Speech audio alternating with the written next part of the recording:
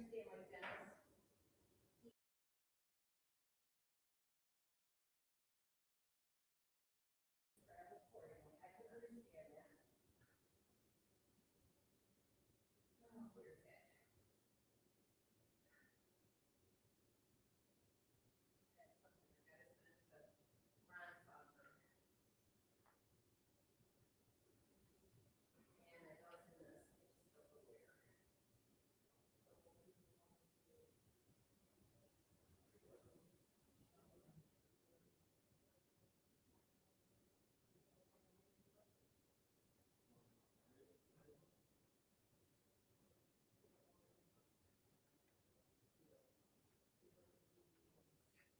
do you want to sit, Paul?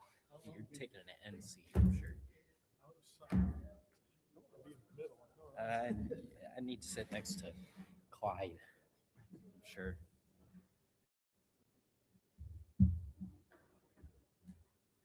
Well, this should be easy. Yeah.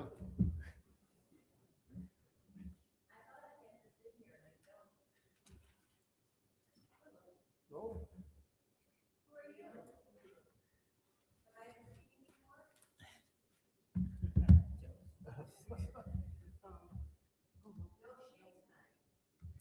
Well, he'll be here. He's working on. Yeah, one more put out. He's going to start out. Yeah. And then Jay will be here for balance for everybody else. So. You might not use it. Okay. So. Now I'm gonna tell you right now, this is the microphone that doesn't turn off. Oh. So you might want. Well, You're gonna do the most talking. So, you do that one. Because we can't turn it off. Unless you just want me to. Do I have to hold the button while I'm speaking? Okay. When it works, it's green. Okay. And they. But, yep, so we're gonna hear everything. or So I'm gonna.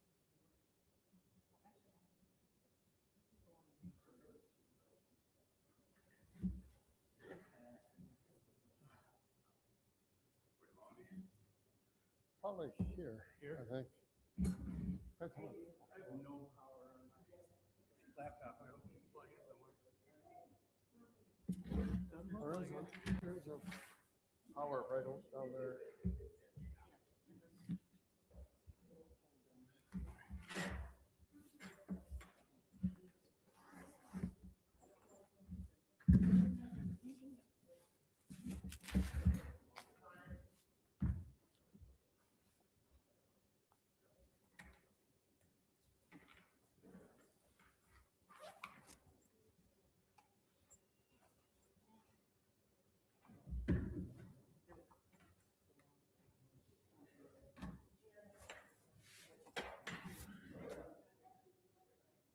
Oh, great. Hey, how are you? Haven't stopped running around since 6:30.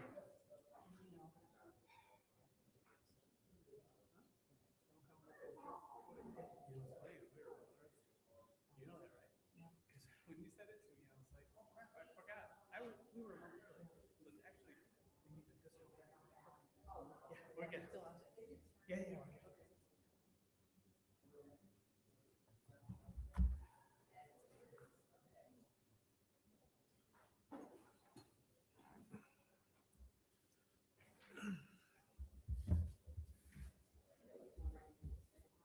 Was Eric supposed to send me a PowerPoint? I thought Eric was supposed to send me one. He did. He sent me one? 30 minutes ago. I haven't even had time to brief him the last time. Oh, yeah. So I prepared PowerPoint. I know, it's not that. Then 30 minutes ago, Eric sent me a different PowerPoint. I was like, okay.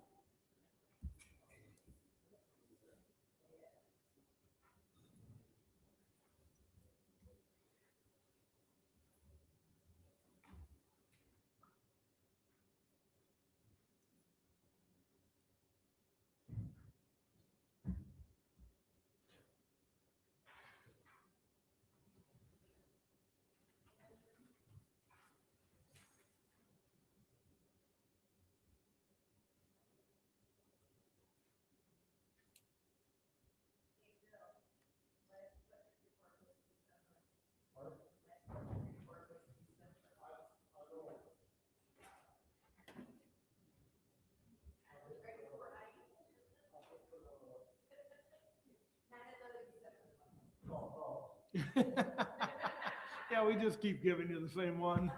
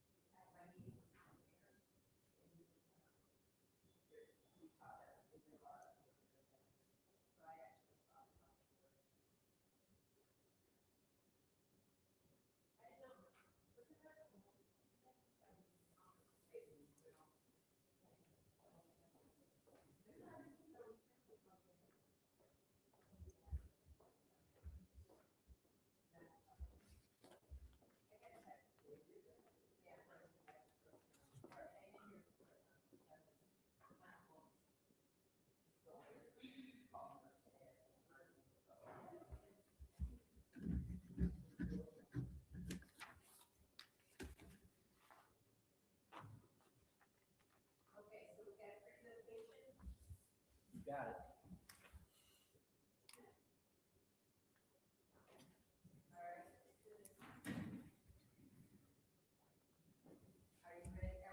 Are we live? Okay. The time is 5:03, and I'm calling the budget hearing for the mayor's office to order. Roll call, Madam Clerk.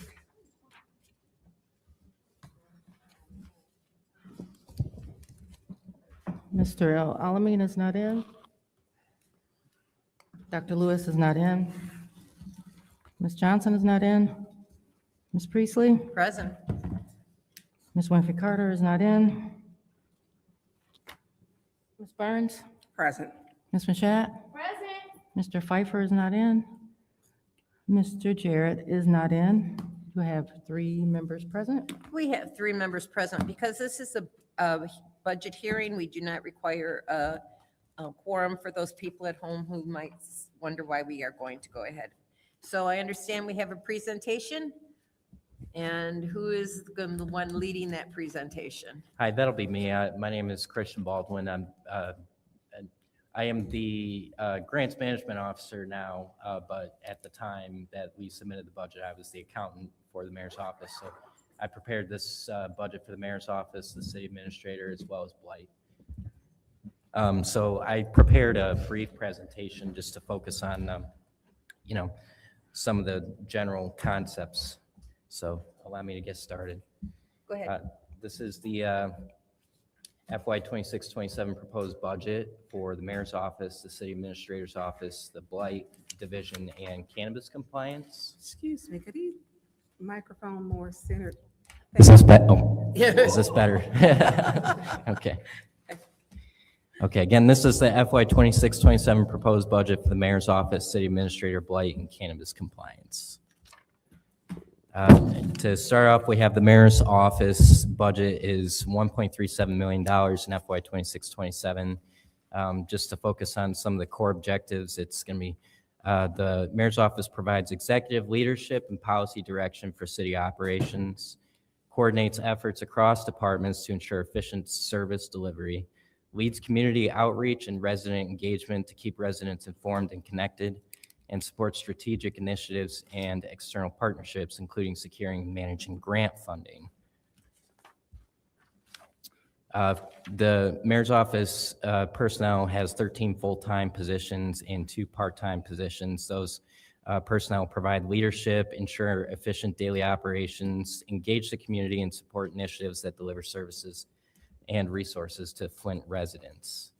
And we have an operating budget for FY 26-27 of $155,493, which supports community outreach, public information, accessibility services, public engagement activities, and essential administrative costs to ensure effective daily operations. Some of the goals and objectives for FY 26-27 for the mayor's office are going to be strengthening communication to residents, improving access to services for residents, ensuring residents are connected to the programs and opportunities available to them, And these investments support a more informed, engaged, and responsive city government while also positioning Flint for continued growth and long-term success. Next, I'm going to move on to the city administrator's budget. In FY 26-27 is $662,413. An overview of the city administrator's budget is to the city administrator's function is to oversee day-to-day operations of the city, coordinate activities across departments to ensure efficient service deliveries, implement policy and support administrative functions, ensure consistency and accountability in city operations, and provide operational support that enables departments to deliver services to residents effectively. For personnel and operating for the city administrator, the personnel budget is going to be $616,000, which supports 4 full-time positions and 1 part-time position. These personnel support the coordination of daily city operations, ensure effective implementation of policies, and maintain efficient and consistent service delivery across departments.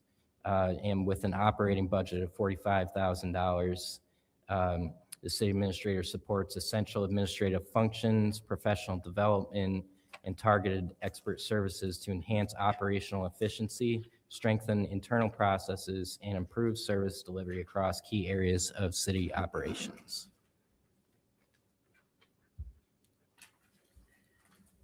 Some goals and objectives for the city administrator in FY 26-27 are going to be improve operational efficiency and coordination across departments, strengthen procurement, infrastructure operations, and service delivery, enhance internal policies, procedures, and accountability, and leverage training and expert advisory services to drive continuous improvement.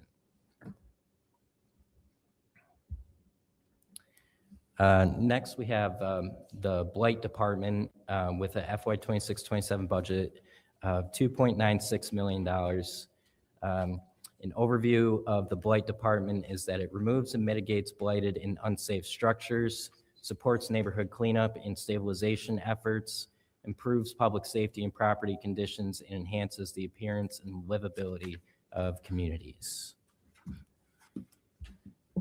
And for the Blight Department's personnel and operating, for personnel at $1,517,000, we have 20 full-time positions. These are primarily field-based staff responsible for property maintenance, cleanup, demolition support, and with additional administrative and supervisory roles to ensure effective operations.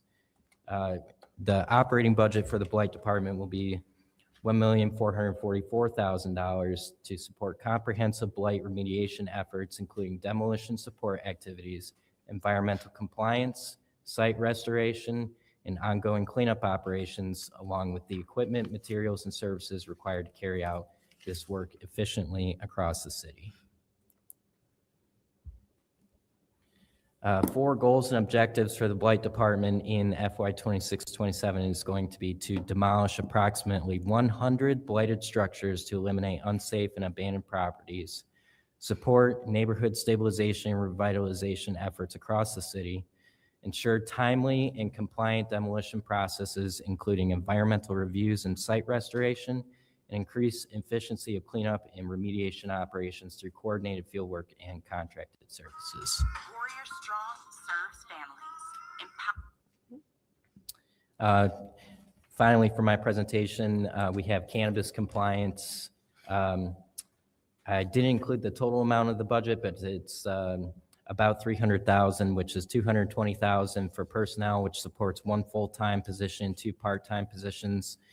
They're responsible for oversight, coordination, and administrative support functions necessary to monitor and regulate cannabis-related activities in accordance with the city's requirements. And operating budget is $72,500, which supports essential cannabis compliance activities, including professional services, supplies, and administrative costs needed to oversee cannabis operations and ensure adherence to city regulations.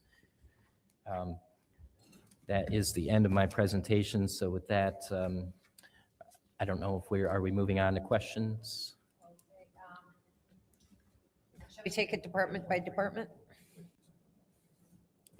Go ahead and do the cannabis first? Any questions on the cannabis for the administration? Yes. Go ahead, Ms. Burns. Say your name again, and can you scope that mic a little bit further? The last time you were giving a stereo, basically. So how many people are there in the county? You said 3?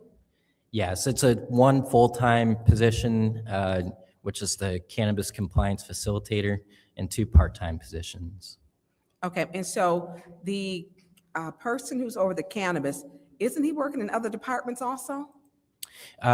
Yes, currently, but I believe that he's also overseeing the cannabis compliance as well as the administration is working to fill that vacancy. So he's full-time in cannabis and working in planning and development. Are we pulling from other funds to supplement his salary if he's doing, what, 2 or 3 positions? Well, I don't, off the top of my head, I don't know exactly how, right this second, how his salary is being charged, but the position is budgeted. Okay, how long has, but if he's doing, okay, I get that that's budgeted, but he seems to be doing 2 or 3 jobs, I believe. And I don't know for how long he's been doing that. Mr. Edwards, would you know how long he's been doing that?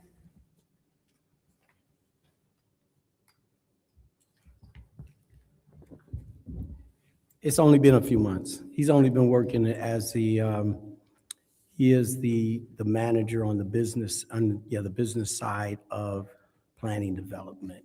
So he's getting the higher pay. He wanted to maintain the cannabis.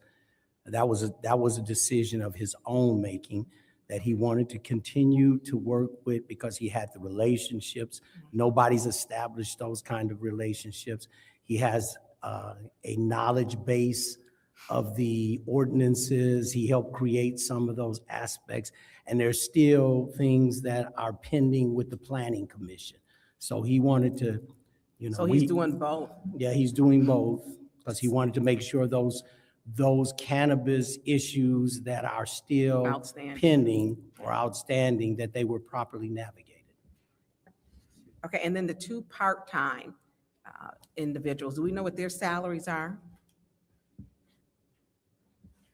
I don't have that information right now. Okay. And do we know how much we got in cannabis money? Mr. Moore? I'm not sure. There's a lot of we- cannabis in Flint area. I'm not sure that we have we've received the cannabis money for this year, but last year we received, almost $670,000 approximately. Okay, so last year we received 607. Do we have, so are we estimating it on last year's, what we may have? That's correct. Because I don't think we've had a decrease in cannabis. I think we've had a decrease in cannabis. It's based on the number of retail places that we have in the city. Right. And it's not based, and actually, it's not based on the sales of the ones that we have in the city, but on the sales throughout the state. Right. Based on, divided by the Right. total number of, and so. So when do we get those funds? We normally get them right about this time of year. That's what I was figuring. That's why I asked about that. And so I believe that they did, I think they stopped, they're supposed to get a 24% tax on cannabis, but I think that's being appealed. So, okay. And so since we're moving around. I was just going to try to stay in cannabis and then we'll Oh, go on to okay. another department. I think that makes a lot more sense rather than jumping from department to department. That's fine. Candace? Excuse me, Councilwoman in the 7th Ward. You know, it's all the same. Good evening. How is everyone doing this evening? Good, good, good. Christian. Congratulations on being the one. I just have a couple of questions. Again, so Mr. Moore, if I heard you correctly, 607? Yes, Okay, and that's what we received last year? that was received last year. As far as I know, we haven't received this year's. It may have come in the last week or so, and I might not know about it, but All right. And you are anticipating more funding, correct? we anticipate it should be up a little bit. All right. Do you know about how much? Not off the top of my head, I don't. But from what I understand, it should be probably in the neighborhood of 700,000 this year, but that's just a guess. All right. And then how much of that is used to supplement the wages for this department? The wages for the department in the whole, the wages themselves are about $151,000 for all three positions. Mm-hmm. I think there's another slide that talks, yes, if you add with the benefits included, it's 190,000, and then if you include, there's another 23,000 for pension and legacy costs, so. Perfect. So how much of this anticipated 700,000 is going to be budgeted to help cover the cost of wages for the department? About 210,000, 213,000. About 210, 213 of that? And then with the rest of that, so we're going to say roughly 500, I guess? Right. So with the roughly 500,000, where is that going? That will end up in the general fund. End up in the general fund to do what specifically? It's not earmarked for anything. It can be used for any purpose that the city council desires. Right, so when that money comes in, the plan is to put it into the general fund for any It can be purpose used for whatsoever. anything. It doesn't have Right. to be restricted. So one of the things that I noticed with us is that we have funding sources, right? Different things that come in. So we have the opioid money where you have that 30% general fund dump. We have cannabis, general fund dump. We have pensions, which I sent you an email about. I sent it twice. I circled back to you and Mr. Edwards. I'm circling back now again. If you all could please answer the questions in those emails, that would be amazing. I was going to have those for you next week. I had. Perfect. But even with that, that's general fund dump. So That's we correct. have a lot of things that we dump into the general fund, and they just kind of go wherever that's supposed to go. Are there any plans for this administration to actually earmark dollars? So say, for instance, we have people that come here with great needs, right? We have help centers that come. And again, when they're here, they're helping residents. We have a 40% poverty rate in this city. And so those help centers, I believe it or not, I believe they help to curtail crime.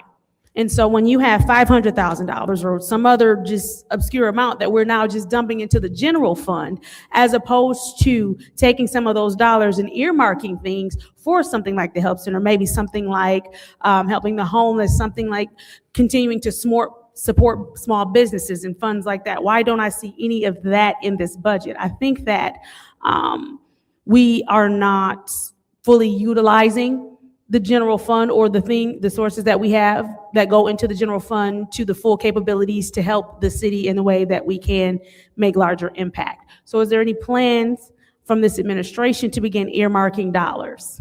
I've not heard of any plans to earmark it, but all the things that you talked about are all things that could be funded in the general fund if we desired. So no, I'm not saying we're going to keep calling it general fund money. What we're going to do is take some of this 500,000, and I also understand there are other things we may need to supplement for, but I think that out of this roughly 500,000, I'm just using this particular pot of money, that maybe 200,000 can go towards something. We know that as long as we have these facilities in our city, that we will continue to get revenue for them. And so now, why aren't we doing, say, and I'm just using this because it's a number that we are already kind of familiar with working with. So you have that 70-30 split that you might have with the opioid money, right? So why aren't we taking these type of dollars and then saying, okay, 70% will go to the general fund, 30% will go towards something earmarked, and it'll go toward that thing every single year, and we'll know we'll have funding to help the community every single year. that is permitted, we can do that. There's just, I'm not aware of any conversations that have talked about that. All right. And then for the two, again, so I would assume since Mr. Menifee is taking on extra duties, so are we still giving him this full-time pay along with the supplement? We're not doing that. Thank you, Che. All right. Go ahead. My understanding is he took a higher pay, but it's not like he's getting two paychecks. I understand. It's just an increase. So is it, he's still getting the full cannabis salary and then the increase is supplemented by the manager position, or do you know how that's? I do not know the breakdown. Okay. Kristen, do you know? Okay. Okay. Do you have any other? I'm sorry. Does anyone have any idea of what the increase is?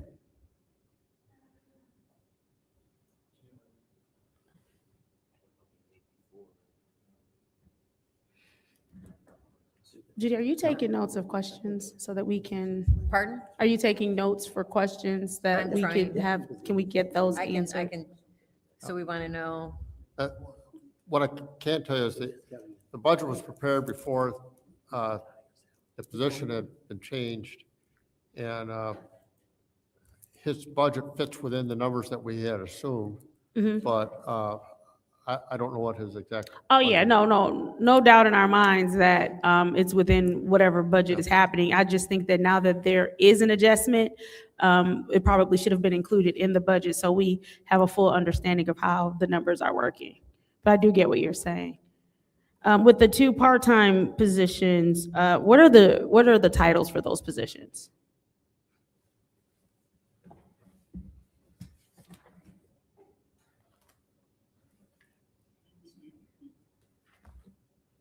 If you give me 1 second, I can get No that for you. problem.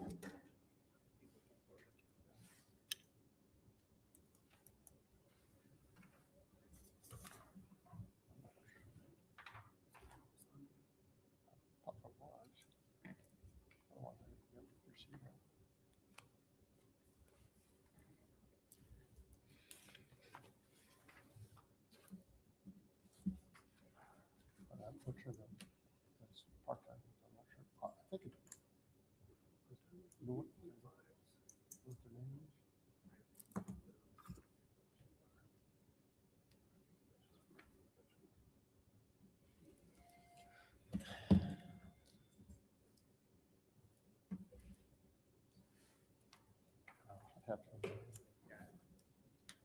I'd have to know the name of the employees to tell you that. Okay, no worries. That's not something super important to belabor. But what I will say, go ahead. Yeah, park safety facility specialists. Okay. Part-time. Okay.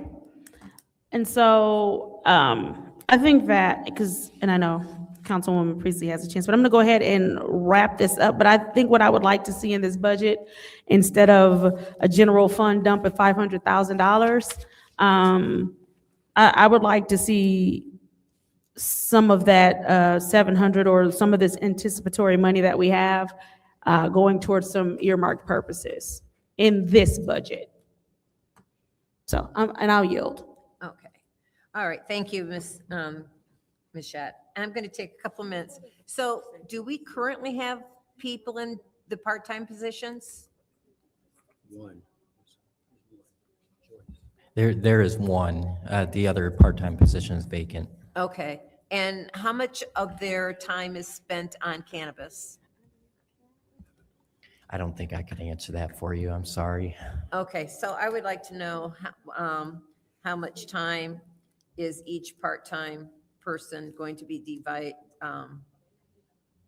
devoting to cannabis, and where if their time is split between another department. I'd like to know that. Now, I understand that.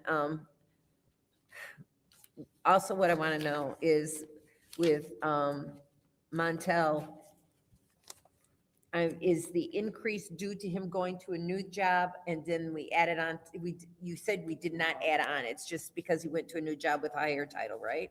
So are we separating, are we taking some of his pay that he's doing towards cannabis and putting it back in cannabis? Or is it being unspent? It's being allocated between the cannabis and the business BSI. and community services, but I don't know exactly what the split is off Okay. the top of my head. I just wanted to make sure, I was sure that that would be done, because I know how good you are, Mr. Moore, on this stuff. And that was my big question. And, in regards to what Ms. Mashatz was talking about with earmarking money, that's a possibility to be used. It's good because we talk about having community benefits for cannabis retailers and growers. And that would be a good way to even further use community benefits in that area. I also understand if we use it to help balance the general fund monies. So either way, it works. It depends on where we're at the end and how it all works out for me. But they answered all my questions. That's the advantage of being the last, is that most of my questions are answered. So, pardon, you want to, what? She was talking to me like she always does. Oh. Talk in my ear. You want to do city administrator or Blight? Blight. Blight. You're up, Mr. Brown. Yeah, he was in there.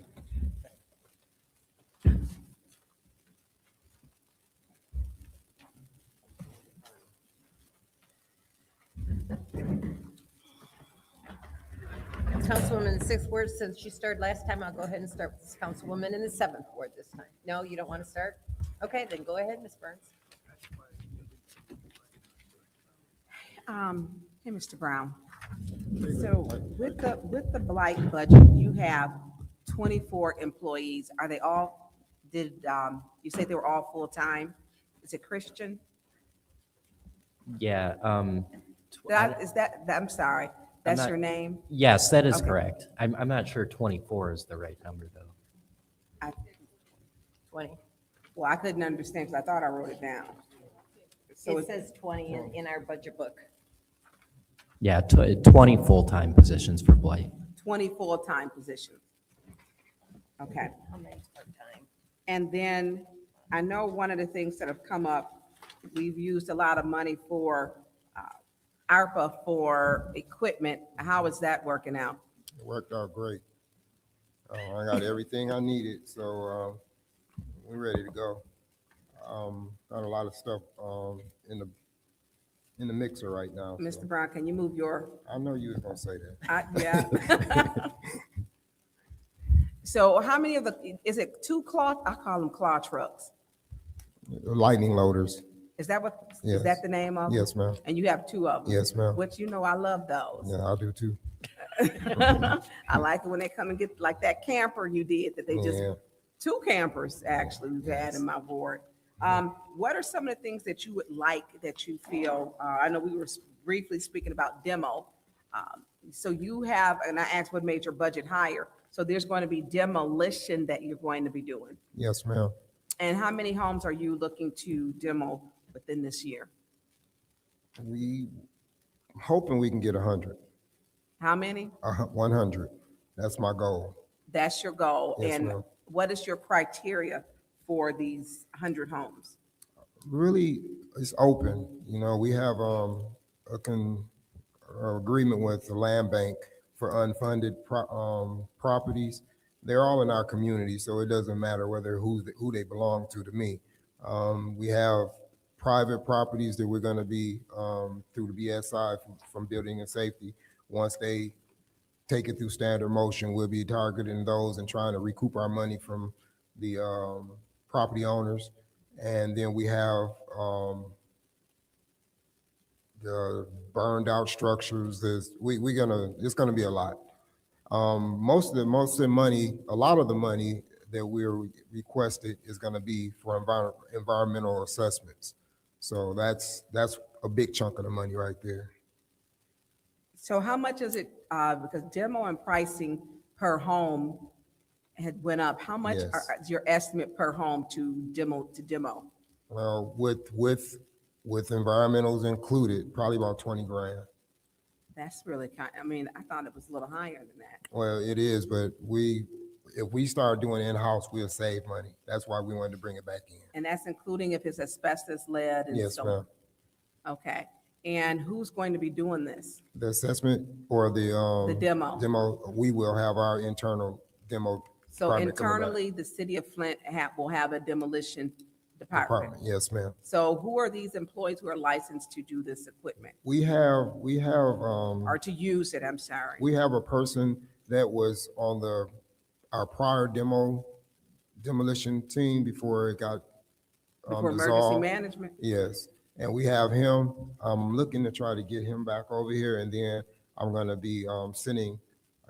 It's gonna be a team of 5, 1 office person, a supervisor, and 3 subordinates up under them. They will all be able to have. They're all gonna have commercial driver licenses, in endorsements, and then I'll send them down to Detroit for environmental training. So they all have to have a 40-hour training, and then we're gonna go to work. So this is a new thing, a new demo team of 5 people, 1 supervisor, 4 workers. Yes, ma'am. And what about the liability for the city since we're now going to be in the demo business? In what regards, as far as, One, we have to deal with, we talk about the environmental, the asbestos, the lead. yes, The different, when you tear down these old buildings, we don't know what's in them. yes. And it's usually very expensive to do that. Well, that's And you have to have a track record of having, being performed that type of work. yes, So is the person, well, if they were here since emergency management, are they in this business? Are they here now? And how much? yes. They're Okay, on how site. much is their salary? Well, they're not with me now. They're Okay. in another department. So right is now. your budget, is it budgeted? Yes. For the 5 people? How much Yes. will it cost for the 5 people? Mr. Moore or Christian, somebody? Yeah, I can give you that. Just one moment. Yeah, absolutely.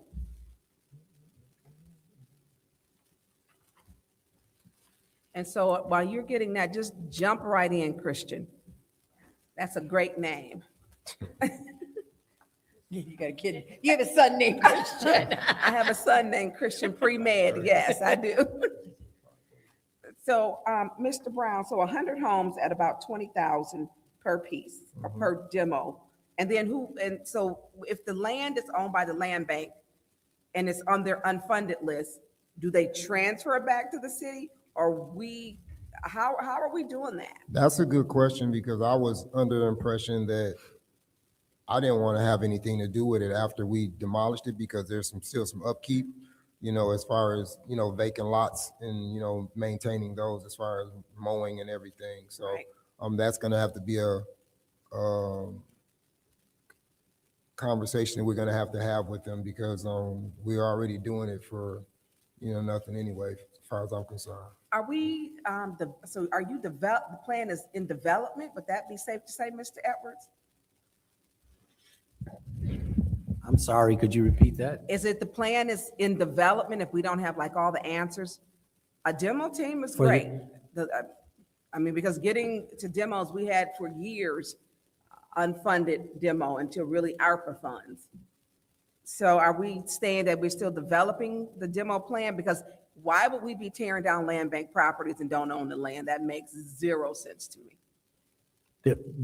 As far as I know, the plan was set on what would qualify for our particular team. We're not interfering with whatever the land bank has engaged in terms of, and it's a cooperative, we're working together. There have been discussions between land bank and the city of Flint. But as far as I know, there are no new provisions that are necessary for our plan. We've had many discussions internally to solidify, make sure we're within the boundaries of the law, talking about environmental and all those aspects. So the details of moving forward have already been resolved. And all we're talking now is council blessing on finances. And so here's my question, because you did not answer it, Mr. Edwards. if we are knocking down a property that is owned by the land bank, once we clear it, we knock down the property that is been an issue.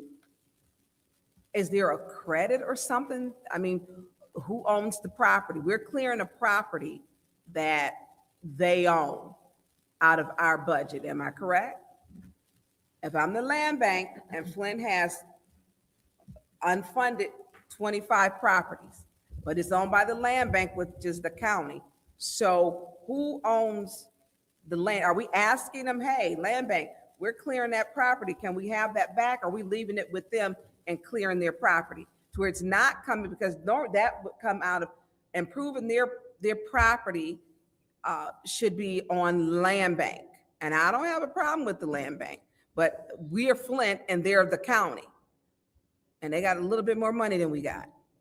So we're improving their property at our cost. Do you understand what I'm saying? And I get where we're looking at some of these homes have trees growing up the middle of them. I get that, but we're doing their job at our cost. And where is this money coming from? How are we funding the demos? If I could answer that, it's, we have some CDBG funds for demos, but a lot of it also is in the general fund. So are we talking general fund, ARPA funds? No, this is just in the general fund, Well, in the Blight's operating budget. Our ARPA is in general funds now, so, We weren't planning to use, we haven't designated ARPA dollars for this. This was just part of the general fund itself. and how much are we spending for that? If you're talking about the professional services, which includes the dumping and getting rid of the material, we're talking about $650,000. So are we saying total demo for 100 homes, 600,000? No, because Oh, wait a minute. What we do you- also have labor and. Yeah, I want like our overall. Is that the Overall- one So point? overall for the Blight budget, we're looking at $2.9 million. We're talking significant. So where are we getting the 2.9 million? How much is CBG? Community Block Grant dollars? So none of that 2.9 million would be CDBG. The CDBG would be supplemental to that. So how are we paying for, They come out of the general fund. okay, and here's, because everything seems to go to the general fund. Is any of this ARPA? Because we now know that ARPA in the Department of, once it was allocated back in December 2023, that is general fund, but we track it, but it's still called ARPA. But we have no plans to use ARPA dollars for this department. Okay. Blight and demo is great, but I mean, I like to see things separated, itemized, because that way we can read it. I read. And so we're saying, hey, we're gonna do demos, 100 homes. Okay, what's the cost? What's the environmental cost? What is the total, like the breakdown? And I still have an issue with, we're improving land bank properties at the cost on our budget. I just want to call time is 20 to 6 and we have city administrator and as well as mayor. So let's kind of. So I'll wrap this up, because before we could have budget time, Blight is important. We should be able to talk about Blight until the cows come home, because it's been a problem since emergency measures. They took everything from the city. So I don't like a time, I want this on the record, I do not like that we have to limit time with a issue that is a problem in our city, a very prevalent issue. So I will yield the floor to my colleagues. Thank you. Thank you. Good evening, well, afternoon, Mr. Brown. How are you today? I'm all right, how are you? Good, good. I will try to get through this quickly. I think my first question was already answered about the team of 5 and the demo. It's included in the proposed number for 2027, right? That's included. Yes. Okay. And then my second question, I was looking at the audit and some of the findings in the audit. So it's interesting that you mentioned the fire escrow. So we have over $1 million sitting there. And if I understand that process correctly, we hold the money until the property owner demolishes the property, if that's what's supposed to happen, until they care for the property in the way that it's supposed to be taken care of, correct? Correct. But if they do not do that, then we take that fire escrow money and we take care of the property, is that correct? Well, correct me if I'm wrong, you guys. I'm new to this, but I have a list in front of me right now, and I was just going through it, and I was looking at whether or not the property address is where the bond address was, because I was gonna start driving through them, because a lot of them, they have money on the books, but if the property is not there, they could have had some modifications done to the property. It got burned inside or whatever. So I wanted to see whether these are actually valid to go from there, but that's the way it's supposed to be done. And the $5,000 is not going to get you anything as far as, demoing a property. So when we look at this, and if we went through standard motion and everything on these properties and they $6,000 is there, we actually used, and if it's costing $26,000, they're not getting anything back. Right, okay, correct. So, because in the findings for the audit, we have over $1 million, well over $1 million worth of fire escrow. So I was just wondering, but you just said you were gonna drive through. So what's the range that you see there? So you see from 5,000 to 20,000, or are there any properties that are going to get, no? No, I'm gonna tell you, for the ones, I have a batch that's going out now. There are court orders, and none of them have the amount of money. Those were all fire withholding properties, and none of them have amount of money for not even to cover the environmentals on it. Is counsel, Mr. Edwards, able to obtain a copy of the fire escrow list? No, I'm just kidding. I'm just playing.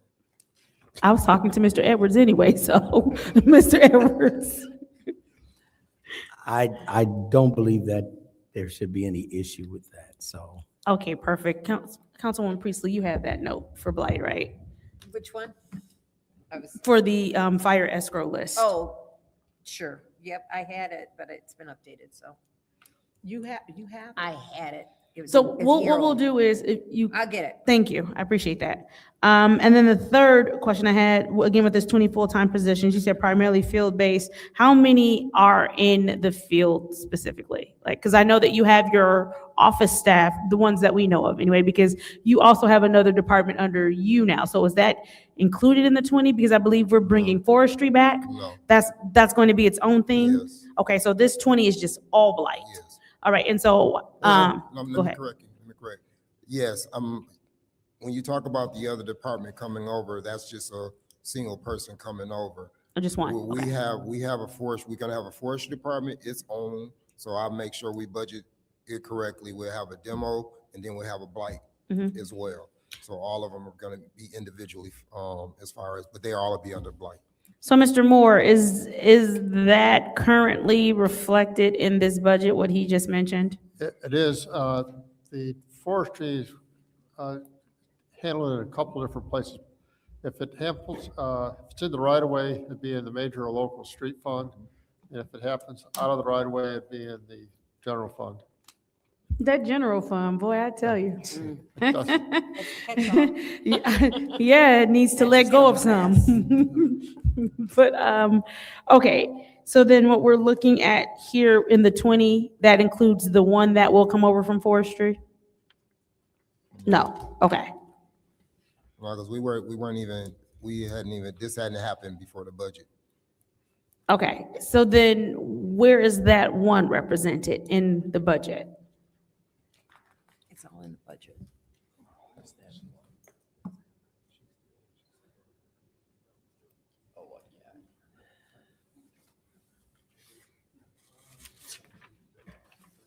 I think, well, I'll let you Uh, Yes. The person you're talking about is in several different funds, I believe. She's I'm sorry, I couldn't understand you. I'd have-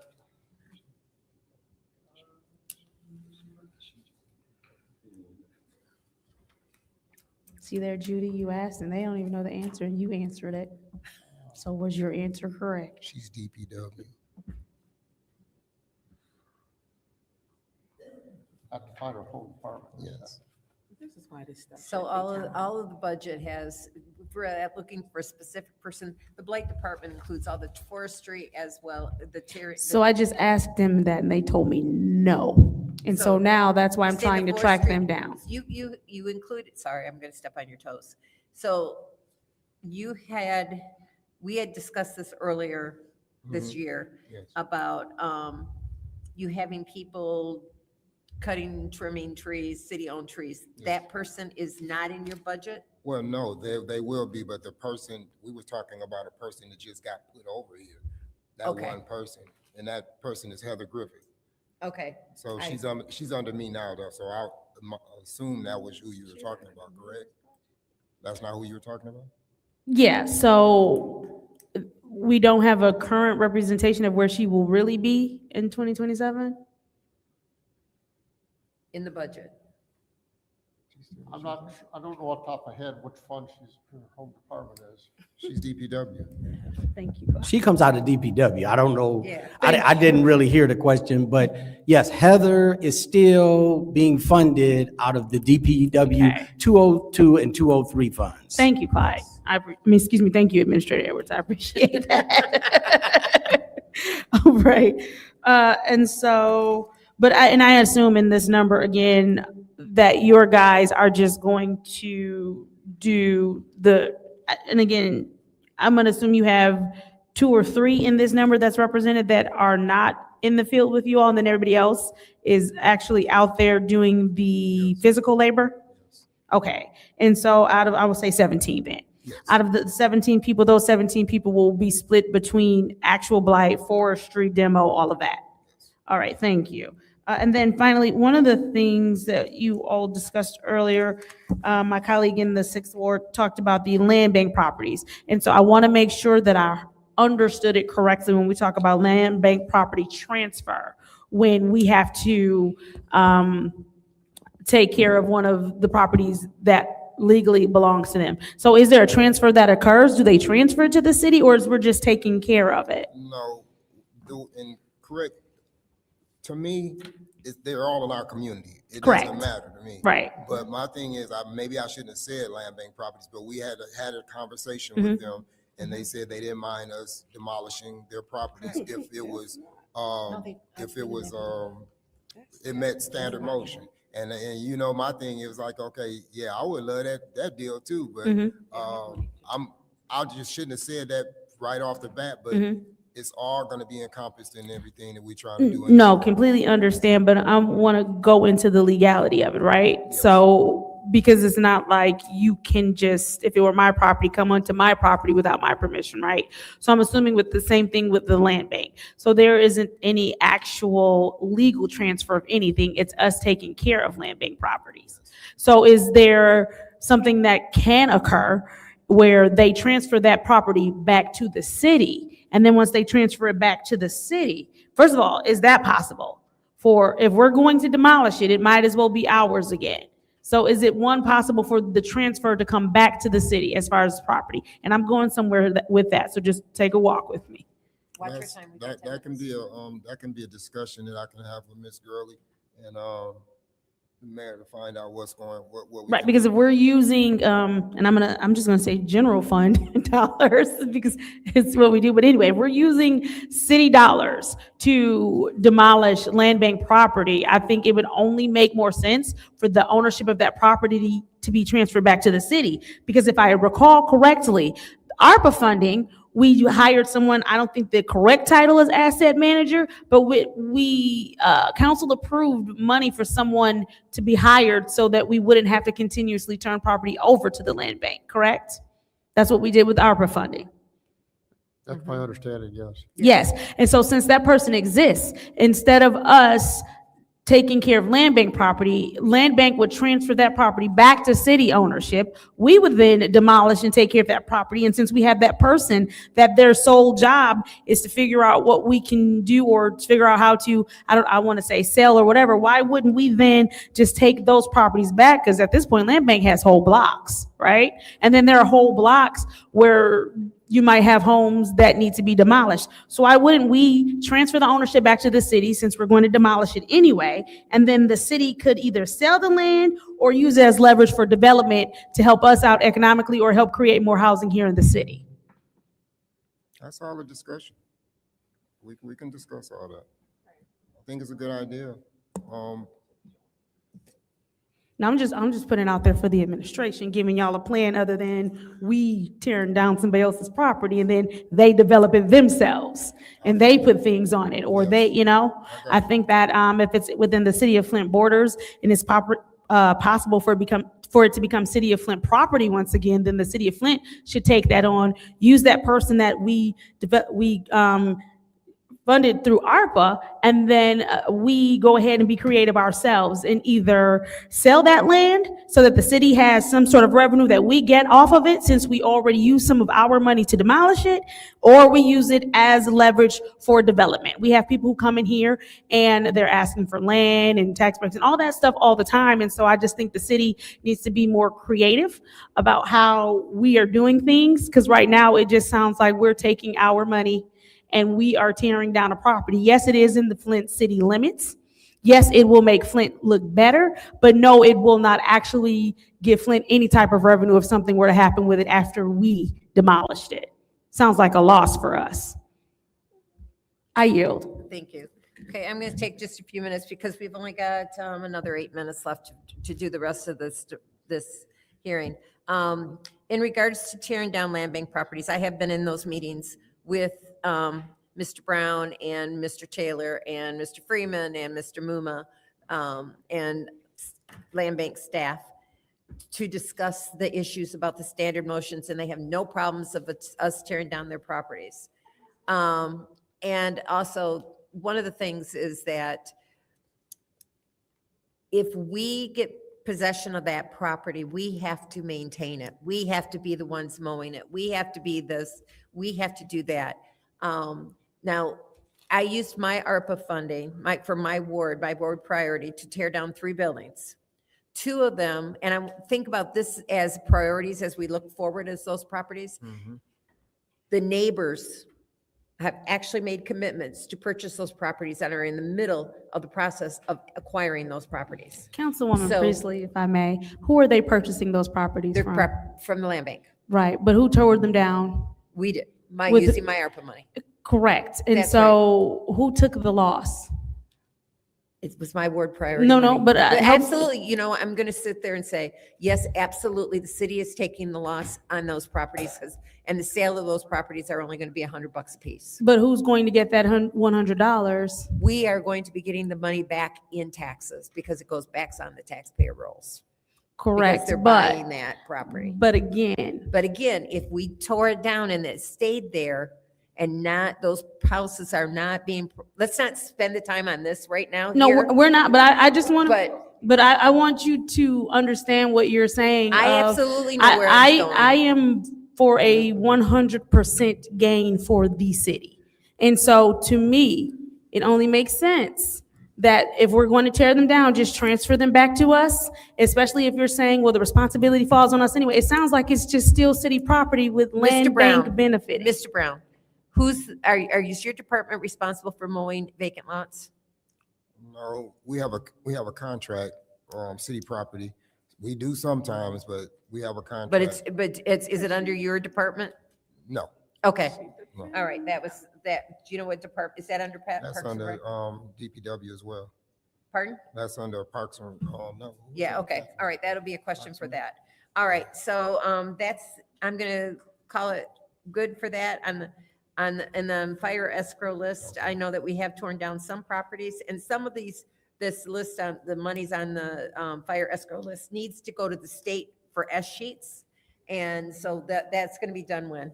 Right. I didn't hear the question. When are we going to S-sheet the fire escrow Oh, monies? we've been talking about cheating money this afternoon. We haven't talked about the fire yet, but we have talked about other funds. We're getting ready to do that. Okay, so if you can get it done in the next week before, then we can then supply us with the updated list after we sheet those, because there's no sense in including those properties that we have to turn the money over to the state because we've held it for so long anyways. Question, do you have the list? I don't have the updated list. My Do you list have is a the year and a prior half. list? My list is a year and a half old. Okay, but we should all have that list. Well, it's so old and my list Yeah, has been that's not- changed, so, yeah, because yeah. I've made a lot of notes and I was reviewing Okay, it. you know, and look, this is, So anyways, let's go no, on. I'm not anyways, and because I've been asking for that. Well, And I if did you not have- know, If you have. I did not yes, know you were asking yes, for I've it. asked for it for years. I have not heard you ask for it myself. I've sent it to Mr. Edwards too. Well, anyway, let's And go this is on to not our enough city time to administrator and finish our mayor. anything. Let's go on to the city administrator or the mayor's office. Which one would you I'm like not to going do? on anything. I'm going home because we can't get anything answered. And when we ask you something, you gave us a limited amount of time with the biggest thing in our city, which is blight. You made this without asking us, were we available? And what if we all showed up? We get, 5 minutes to talk? That's crazy. Blight is not a Ms. 5-minute Burns, you know, problem. you sit there and you say this No, you're every not year. going to say them. No, Ms. Burns, I'm going to. No, I'm not going to tell you because you cannot put me out this meeting. Do I'm your not- job. I am You not won't putting you fire out of- escrow. Because you can't. I'm Hey, not- ladies, I am pardon not putting me. you out of this Okay, meeting. so what we're But gonna do, let me just answer come this. on. Can't As even the get chair, I'm going to I respond. understand that, but you're being argumentative right now as the chair, as opposed to just moving the meeting forward. That's So let's correct. move forward. So, these meetings have been, for 2 years, I asked for input from members, and I did again in December, and I've not heard a word. So let's go on forward and going on to the next department. Which one would you like to do? City administrator. Go ahead. You can go. I mean, you can. Pardon that brief intermission, Mr. Edwards. It's pretty straightforward for you. I'm going to get back to this page.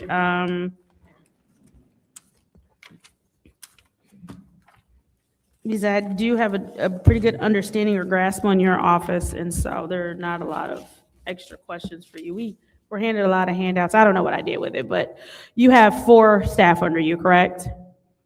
I mean, 4 in Including- your department, excuse me. 4 Yeah. total in your department. That would be you, Yes. your assistant, and what are the other 2? 2 more assistants. 2 more Yeah, assistants. I have a senior assistant, and then I have 2 more. Right. And I'm going to say and put it on record, that makes sense because right now there are a lot of positions in the city that you are currently responsible for as we put the search out there to have those different positions filled. So that does make sense that you need that amount of assistance to kind of help you continue to move forward daily. What I will do, that was literally my only question for you because everything else with your budget is pretty straightforward and it makes perfect sense. So I'm going to yield because that's all I have for you. Okay, now the mayor's office? No, I yielded to her to go first. Oh, okay, go ahead then. Thank you. Mr. Edwards, you have your senior assistant, you stated. That's correct. Is that Phil? No, Deidre Ladd is her name. Okay, and then you have your 2, I know you have your administrative assistant, and who else is in your office? Yeah, as I said before, Deidre is my primary. Right. She's been with me. And then I have 2 more. They started as interns. Now they're both a full staff. Vashari Jones is one, and Jaquindre Brown is the other. Okay, and your budget is very straightforward with what, we don't know what all do you do?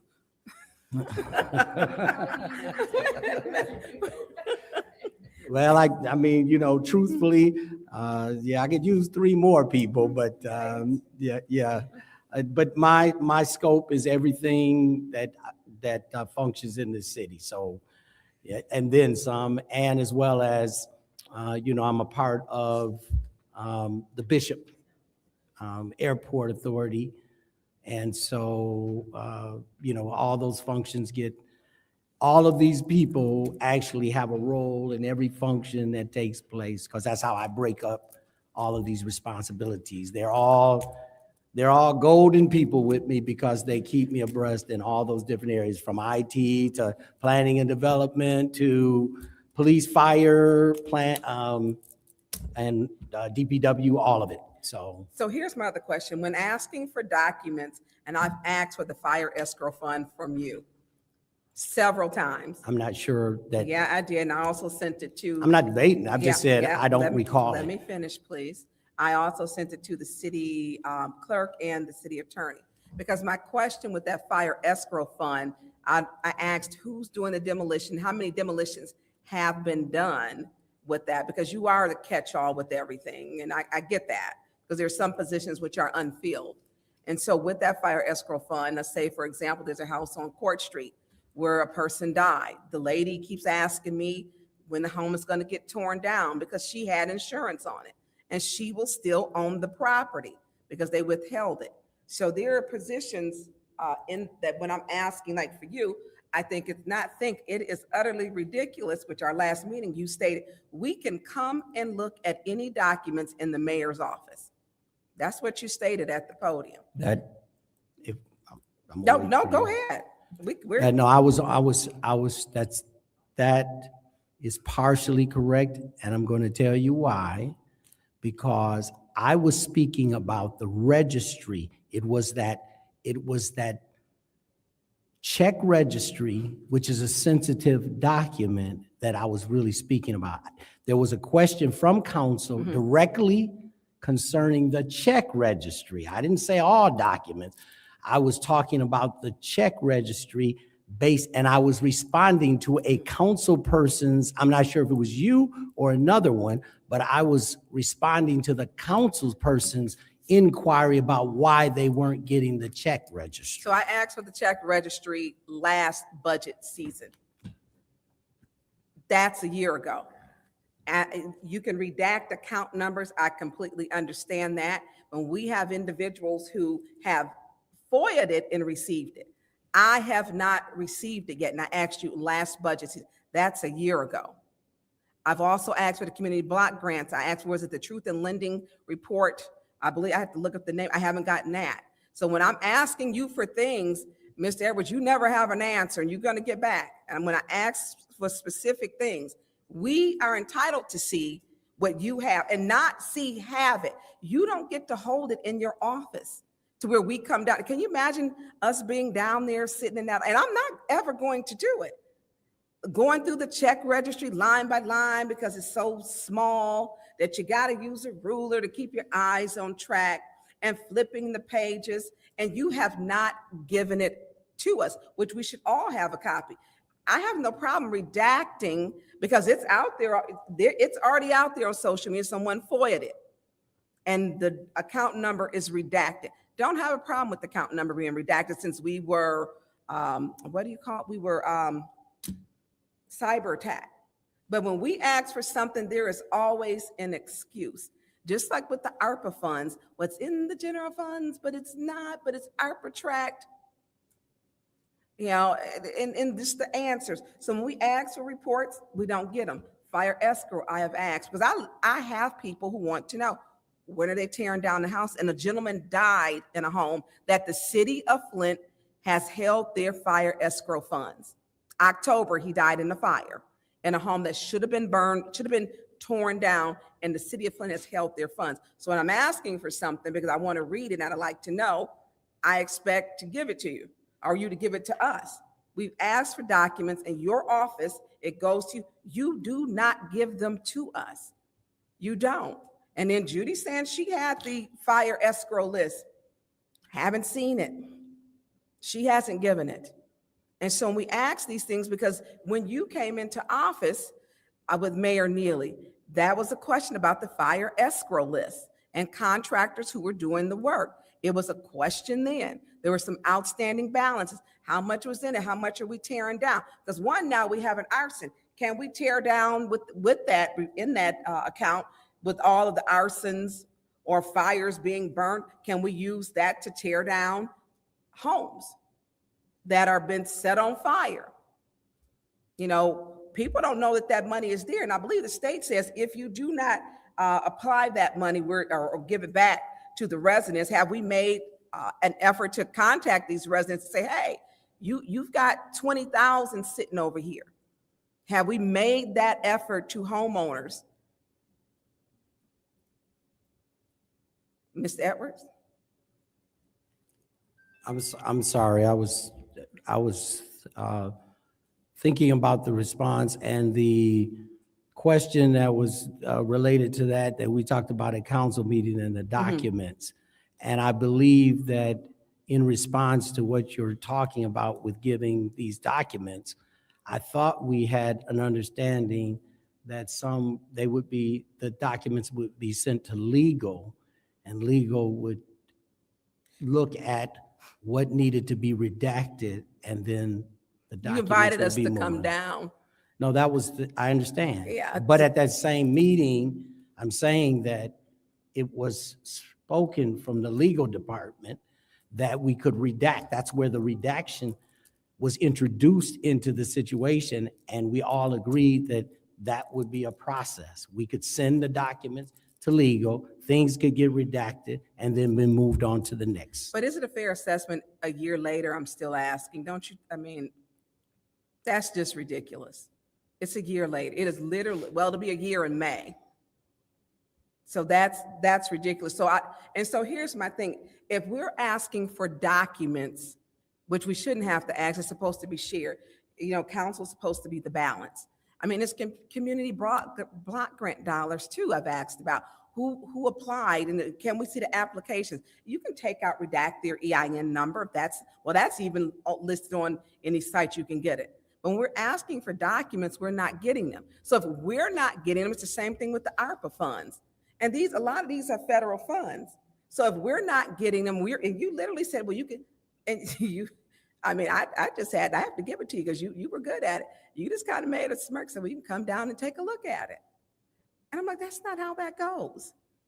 You know, and my question was for the community block grant dollars, and also the check registry, also the fire escrow fund, because that is something that's serious. And my question was, are we making an effort for the fire escrow fund to reach out to people who have these funds that are sitting in there? Have we reached out to them? And are we going to forfeit this back to the state? Because we only have a certain amount of time before that the state says, hey, you've had those funds, we want them now.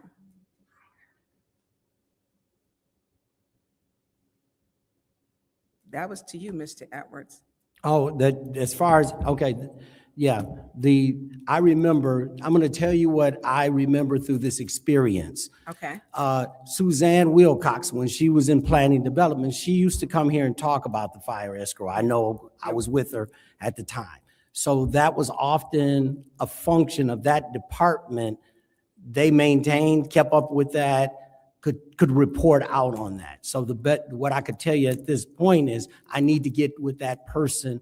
I don't know much about the fire escrow account. I just know of it. I know it existed. I know approximately what's in it, but you're talking about rules and requirements now. No, I'd like to know what properties we've torn down, which ones are slated to be torn down, and if we have a price for each property for the demolition of it. Also, I asked you for the annual action plan report. I did not get that either. They're similar, and that one I know. There was a question, I remember, I believe Councilman Pfeiffer asked that question about the programming. So they had some notes and things that they were assembling a document to provide about all of the applicants and the programming. Okay, so so are we saying you're going to redact some of the information on it that you're privy to, but we're not privy to? I'm not sure Okay, in terms because let of me tell you what legal. the redaction part, because we keep talking about federal dollars and we ask about things with federal dollars, we don't get the response. We don't get it. You know, we're asking things and people are saying when they say, oh, well, I got paid or I didn't, you know, or the community block grant dollars, who's receiving them? People are saying, I applied and I'm not getting them. You know, and why is it it's the same list of people when new people aren't given an opportunity? And so we're asking, and I've asked, you've received the annual action plan report. I quit counting at three. Three times I put first attempt, second attempt, third attempt. And then that's an email. Then I also asked during here, but here's the thing. I don't know how to get these documents when I ask you for something. Only person who can come get the documents if we have to ask who covers our federal funds, the Department of Justice or the FBI to get them. Then they come get the computers. I've been asking for a year. And I will absolutely ask them to, because it shouldn't take when I'm asking for these things, the annual action plan report, when I'm asking for our ARPA funds, who all got them, how are they dispersed? And they have not. Some council members receive ARPA funds. And then I actually met with someone yesterday about the two people, their 30,000 was used inappropriately. And so we're asking who got them when they got, you have not released that. The federal report, I'm not sure what you're referring to because. I'm referring to who it does not state The all. federal report for ARPA is on the website, and we provided So that here we go. document to So some of the ones who are unredacted. fiduciaries, they're It was- fiduciaries. And the fiduciaries, I received someone who said that they were shorted $3,000 ARPA funds. And they asked me, how do they make a complaint? They mowed 600 lots, cleaned up Clio Road.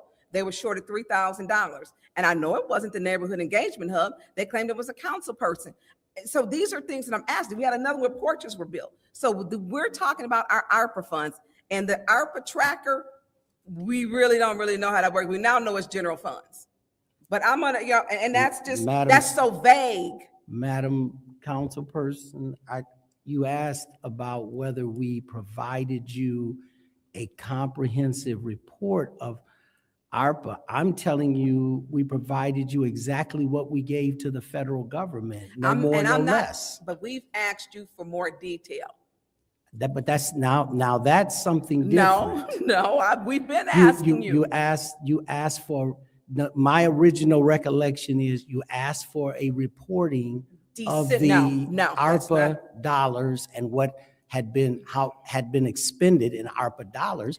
We provided you exactly what we give to the federal government. Okay, we've asked you for all allocations or to be allocated, all expenditures, not just because there were some have fiduciaries, but then the companies or the organizations they were fiduciaries for. So we asked you for everything complete, any and all, and for any and all means any and all. I don't recall that particular We started statement. in December 2023. It was voted on to put that $40 million in there. December 2023. That now it's saying, oh, no, it's not. And literally now, when we're saying, and after speaking with someone with the Department of Treasury, said, hey, that's not the way that's supposed to be. ARPA is not tracked that way. That when we're creating positions, we created positions for the Mays Center, that you cannot, those positions cannot be used that way. And here it is, we're getting sent up resolutions. I'm worried about this, and it's serious. And so we have this, we didn't have the Mays Center during COVID. So it wouldn't have been a revenue replacement because we didn't have it. We had a nonprofit that we spent $0 for. But I'll send you I'll send the clerk and the city attorney. I don't want my stuff redacted. I want to look at it just like you look at it. We are all elected. If you need to take out, Mr. Moore, the account numbers for cyber attack, I understand that. But I would like to look at the raw material myself because I know how to read. And if you don't want to start giving me these reports, I have no problem going to where the people can come get me the reports. They can get it voluntarily or involuntarily, but it shouldn't take a year for me to get a report or even our check registry. That's crazy. Go ahead, Ms. Mashat. I'm going to go ahead. Let's go ahead and go on to the mayor's office.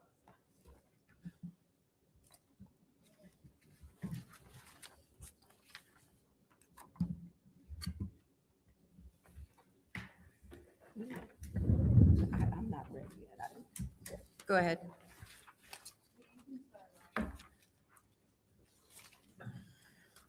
Okay, so last year in the mayor's office,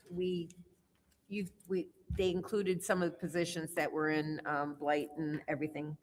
Is in the mayor's office where is the monies for public health?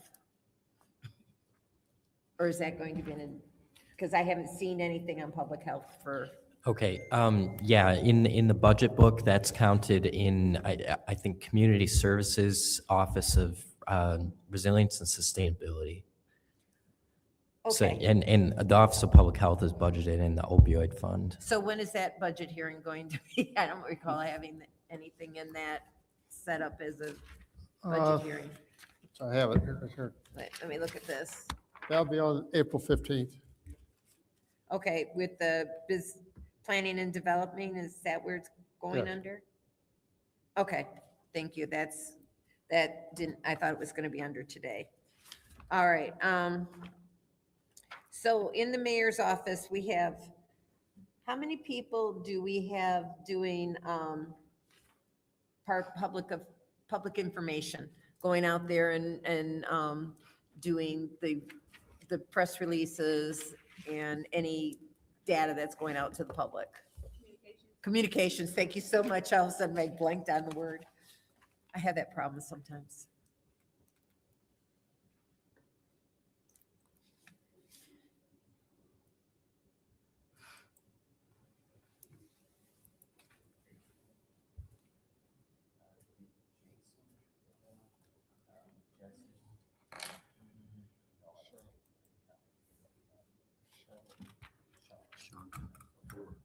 The answer is 4.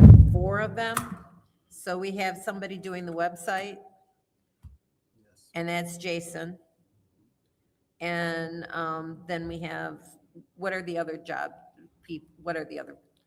So there's a communications and marketing coordinator. And that is, That's Mr. Hendricks. yep, And communications and marketing specialist, that's Mr. Gonzalez. And then also a communications liaison. okay. All right, and I wasn't prepared to go first. So I was listening to some of the other questions that were coming up. So, and then we have a community outreach, one person, and the city of, the chief of staff is under the mayor's office. Correct. What other positions? It would be, You are under the mayor's budget, right? yes, yeah. So the accountant, the official title is administration grants and finance coordinator. There's an administrative office coordinator, a receptionist, executive level staff. If you want an exact list, I could give that to you. That would be nice. I think that's something that the council members would like, and I'll put that in list of positions. I don't care about who's in positions because those change all the, but just the list of the positions so that we have an idea of what's there. Certainly. And then there was something else in here, and then I'm going to yield my time back to my. So professional services, in this current budget, we have $100,000. And next year is going up to 103,000. What is in that line item? What- It includes a lot of things. A lot of it is communications costs, for public outreach and communication-related professional services. But also it includes interpretation services and the cost to produce digital communications and public information. And the lobbyist is under this one too? I don't know the answer to that right now. Okay, because I know we do have a lobbyist. Yeah, he's not, no, that was not budgeted in that account. Do we know where that is budgeted? That's the finance department. It's in the finance budget? Okay, thank you. And that was a question that I had on that. And then I think the educational, so how come we've got the education and training and conferences down $900? Yeah, that's even less than what the activity is for this year. It's not much, it's just a couple $100, but still, I'm just wondering why that is down, is lower for next year. And it's actually lower than what has been spent for this year. Does anyone know that answer?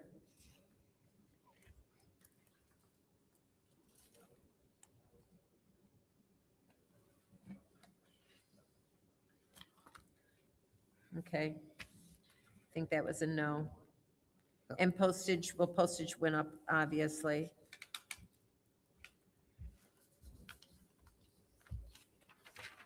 Those were my big questions.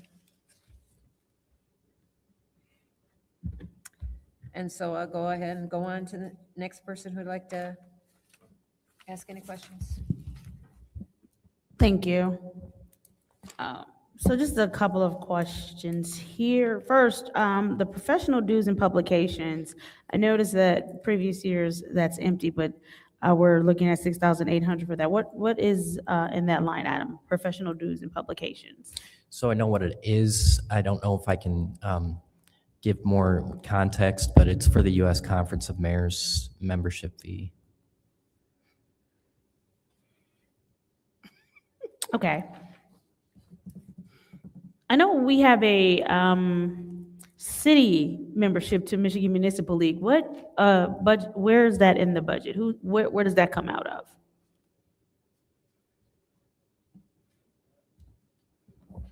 I don't think as far as a membership for the whole city, The clerk can explain it. Go ahead. That is actually it's in the council budget? It's in the council budget? Correct. Okay. I'll ask when we get there. Thank you. And then with vehicle and equipment intracity, what's that? And I noticed, whatever it is, oh wait, that's the wrong line. We have a little bit more budgeted for that. What's in that line item? just give me one moment.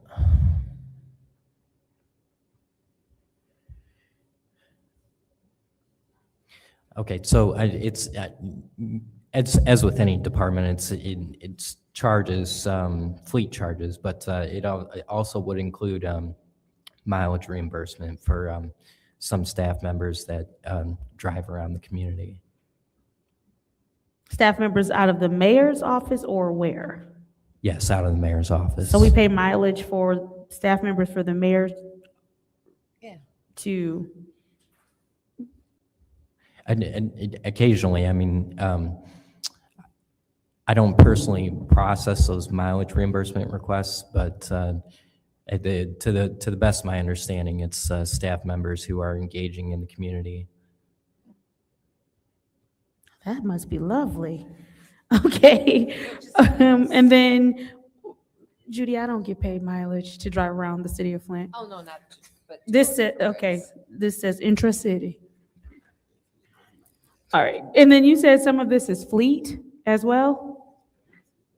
Yes, I don't know it would be for, you know, the internal service charge for cost to the fleet department, and it's allocated depending on what equipment is being rented by the mayor's office, and I don't know the exact number of vehicles. It's either one or two. I think it's one. When you say equipment being rented, so Vehicles. vehicles being rented by the mayor's office? What vehicles would be not rented? rented like from a rental agency. They're city vehicles, but the fleet is an internal service charge, so that the cost of maintaining those vehicles gets charged to various departments. Got you. Why is it in the mayor's budget specifically, though? I believe that there's somebody in the mayor's department, I'm not sure who, because I just don't interact with that, but somebody has a city vehicle that they use. Wonderful. There are enough people up here who may interact with that. So what is this?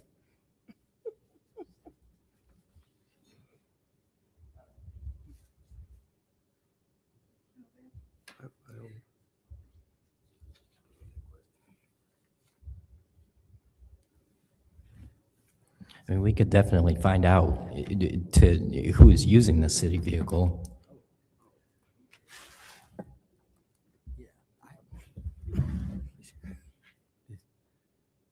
I'm sorry, you wanted to know, I'm sorry, could you ask that question again? Yeah, because it was, yeah. Yeah, so Please he- ask the question again, I'm sorry. Right, so I asked, it said vehicle and equipment, and I asked him, what vehicle or equipment, he said fleet, and then he broke it down to, apparently there's a vehicle being rented that we're utilizing. Oh, you're talking about, okay. It's not a rental vehicle. It is a fleet vehicle being charged to the mayor's department. Right, a fleet vehicle being charged to the mayor's department, okay, what fleet vehicle and who is using it? I believe that's a vehicle that is being used presently by the mayor. If that's the vehicle we're talking about. Is that the vehicle that you're saying is being budgeted here? The budget is just based on historical costs.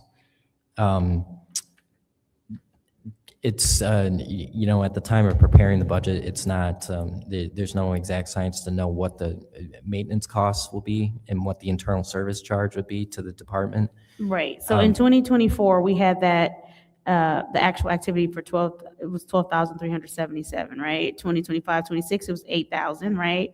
734, then the year after that, 9,250, but now we're projecting 13,131. Do we know which vehicle and why we are projecting that?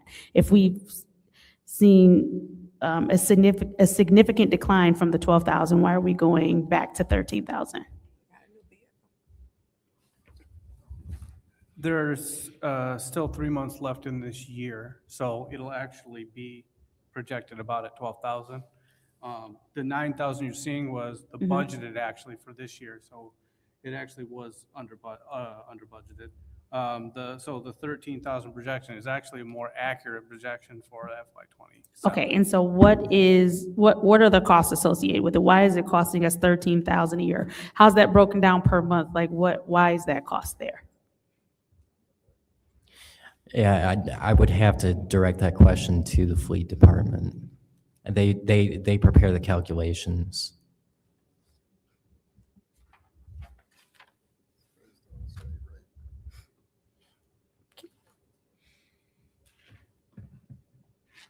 I'm assuming that would include depreciation, gas, insurance, repairs, oil changes, all that.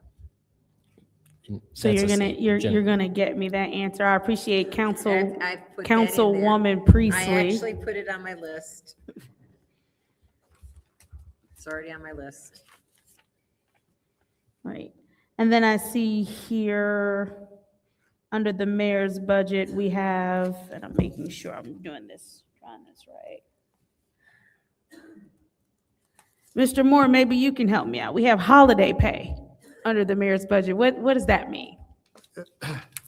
The city celebrates 10 holidays a year, and that's the cost allocated for paying people on their day off on the holiday. So, let me see. If I'm drawing these lines correctly. So, holiday pay means there's a holiday, you're not coming in and you're being paid for it? That's correct. So like Christmas Day, we don't work. Mhm. That'd be the employees aren't compensated for that day. Mhm. So that's the cost of providing the holiday. Okay. All right. And that's just kind of a blanket thing that happens for all employees, right? Right, yes. Right. And this is just the mayor's office for the 26,124. I'm assuming though, because I know that the current practice is for days such as Good Friday, which is what, tomorrow? And then the day after Thanksgiving. It's my understanding that PTO has to be used if people do not want to come in.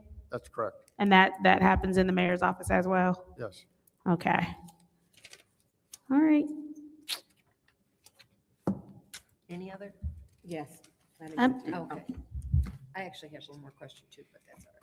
Keep going. Judy, you got something She's interesting going on with your cheering today. Huh? You have something interesting going on with your cheering today. Oh, I know.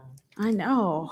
We It's got to been a- relax though, It's been a busy day for me. Yeah. Everything's been going on. for us all, but you Yep, know, I let's know. stay even. Some days you just I need. get it, but we have to stay even so things don't get odd. I yield. Okay, go ahead, Ms. Burns. Thank you. Christian, really quick, or I don't know who can answer, Mr. Moore. So according to the city charter, the mayor doesn't get a vehicle.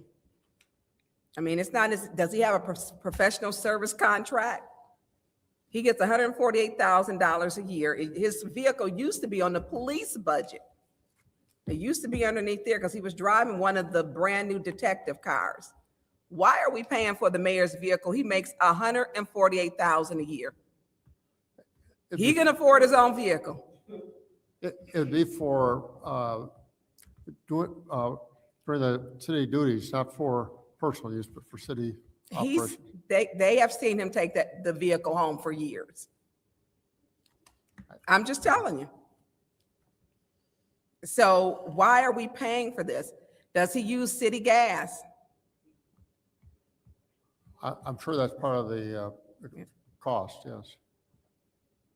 Okay, so we're paying for his vehicle, for his insurance, his maintenance, his gas. So it's really adding to his pay because you can take that 14,000 that is offset per year that he's using a city vehicle. It's not a secret. He used to take the car on the police budget. So it's not on the police budget anymore?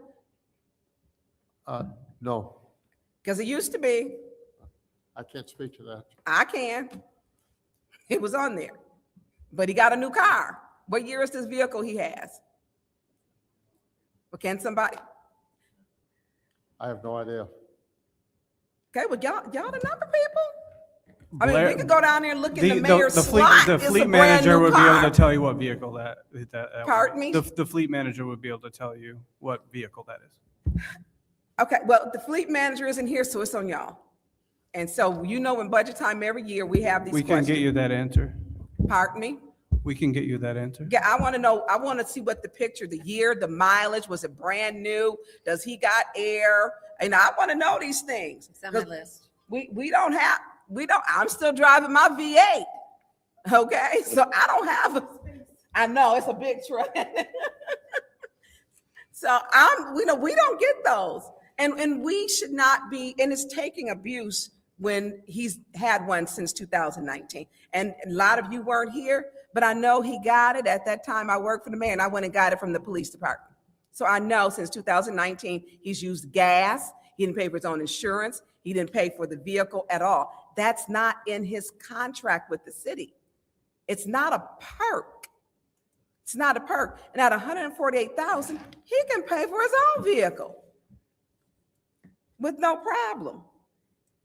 So I'm going to, the lobbyist. How much are we paying for a lobbyist? I believe it's a little over 4,000 a month. So we're looking at so we're looking at 64,000 a year. Am I right?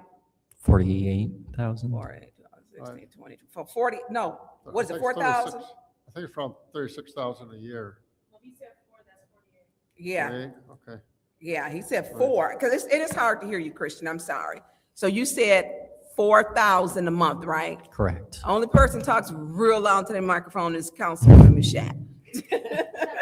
She don't even need a microphone. So 4,000 a month, so we do 4 times 6 is what?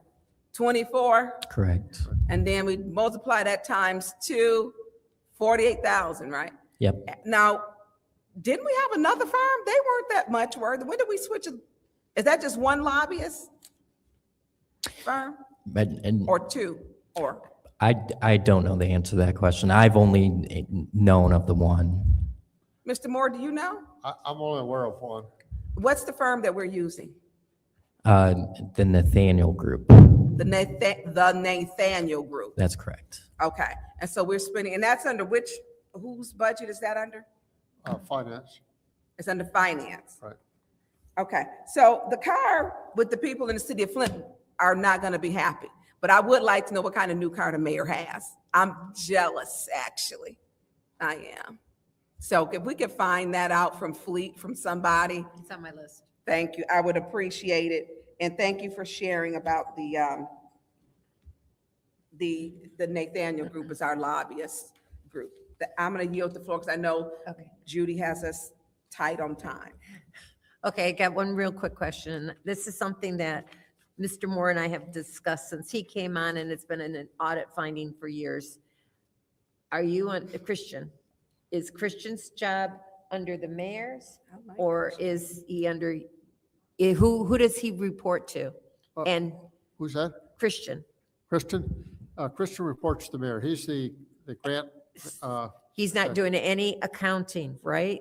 well, in the interim, he has been doing some accounting until we fill the position. We've been, Okay, Yeah. and I can understand that, but I want to make sure, because when we added the one to community services, and I Yep. fought on that. So I just want to make sure, because we have to clear up that audit finding. And that was my question, and thank you very much. This budget hearing for the mayor's office and city administrator is closed.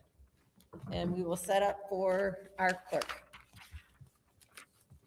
Thank you, everyone. 6:36. Thank you. Christian, I enjoyed you, Thanks for having me. as well as the rest of you too. I've never seen him here, though. I was here last year. I'm a Oh, little better I dressed. didn't make it to everyone. You were enjoyable. Thank you.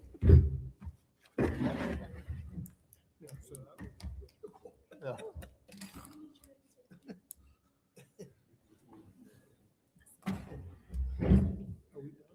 No, we got the clerk and the city council.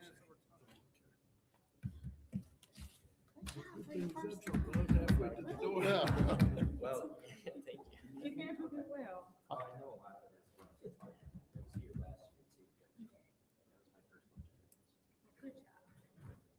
We asked a number of good questions. Some of them I'll be answering directly because that's what I'll point. Some of the others, what you had about ARPA, there's, we're supposed to have an ARPA presentation now. I've been deferring on that. There's so many misstatements, by the way. Hey, let me tell you something. Thank you. This time around, I think I did.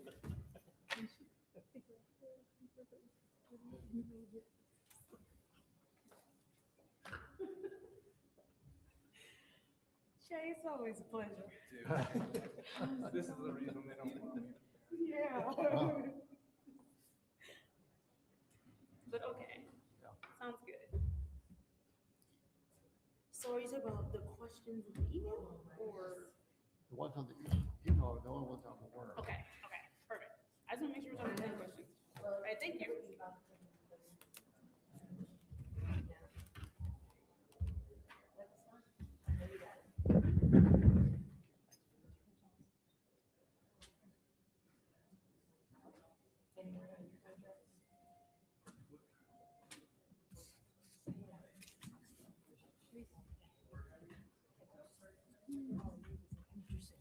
Oh, all right. This was a resolution I wasn't done for that street Oh, vacation. yep. that we amended. I need Yep. to register it. I just wanna have- Okay. that's how many hits you- I did read this in the packet, so I'm aware of what it's about. Thank you very much.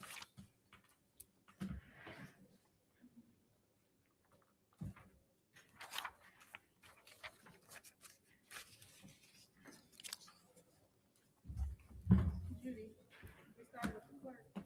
Yeah, perfect. I think that's what's on the, I got my list here. I don't know, perfect. City clerk and city council office. And clerk's office. Okay. It stays on. We need to do roll call again, ma'am. Give me 1 second, Judy.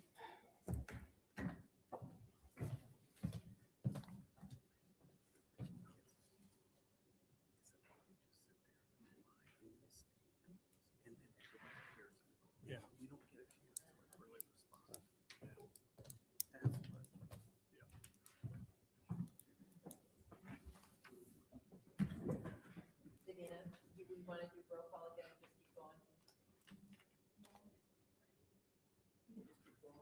Okay, are you guys all set?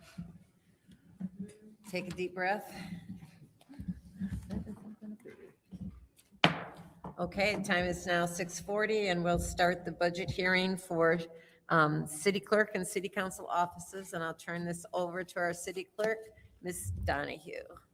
Okay, so I'm not sure how we posted it, so I'm not sure which budget you want to go over first, but, It's got city clerk and city councils at the same time.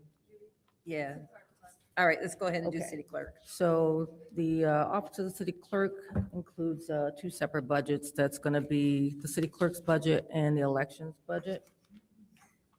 And as I will often state, our budgets are pretty static. We don't have a lot of changes, but there are some important things to note coming up in this next fiscal year.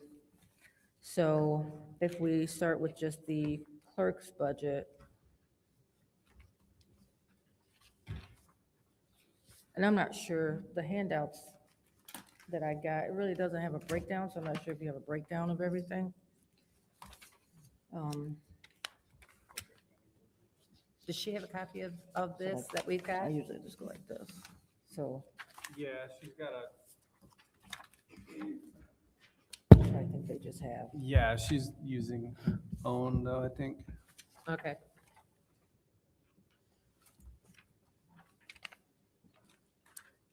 So it's just, okay.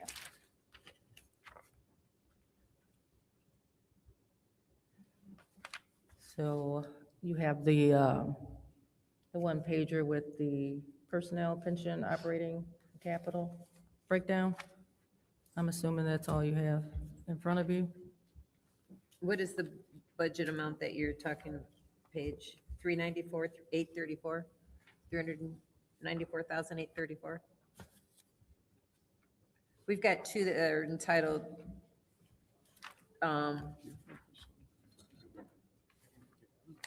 okay, it says clerk right underneath Oh. in the gray. Okay, I You see got a that. separate one for this?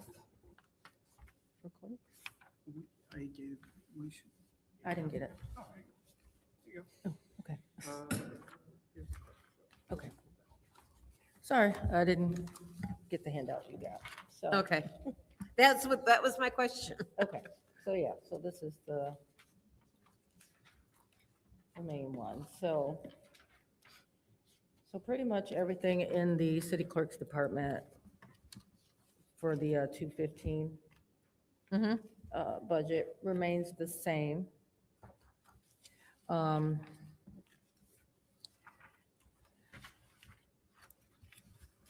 What I am looking at, because of, so some things are in the clerk's budget that affect the council. So one of the things that's in the clerk's budget is the professional services line item, which covers our legislative records system. And because of the upgrades that we've been talking about for council meetings and those sorts of things. So that's going to mean we might have to increase our budget for that. However, what I'm looking at is possibly not filling a position that is currently vacant in order to cover some of those costs for those operating systems. Right now, we're paying just under $60,000 a year. And with the improvements that we've been talking about, which would entail more cameras, a better camera operating system, broadcasting on multiple channels and things like that, it's going to cost an additional, right now, $70,000 a year, possibly. That includes everything we've talked about, closed captioning, transcriptions. It's an upgrade of the system that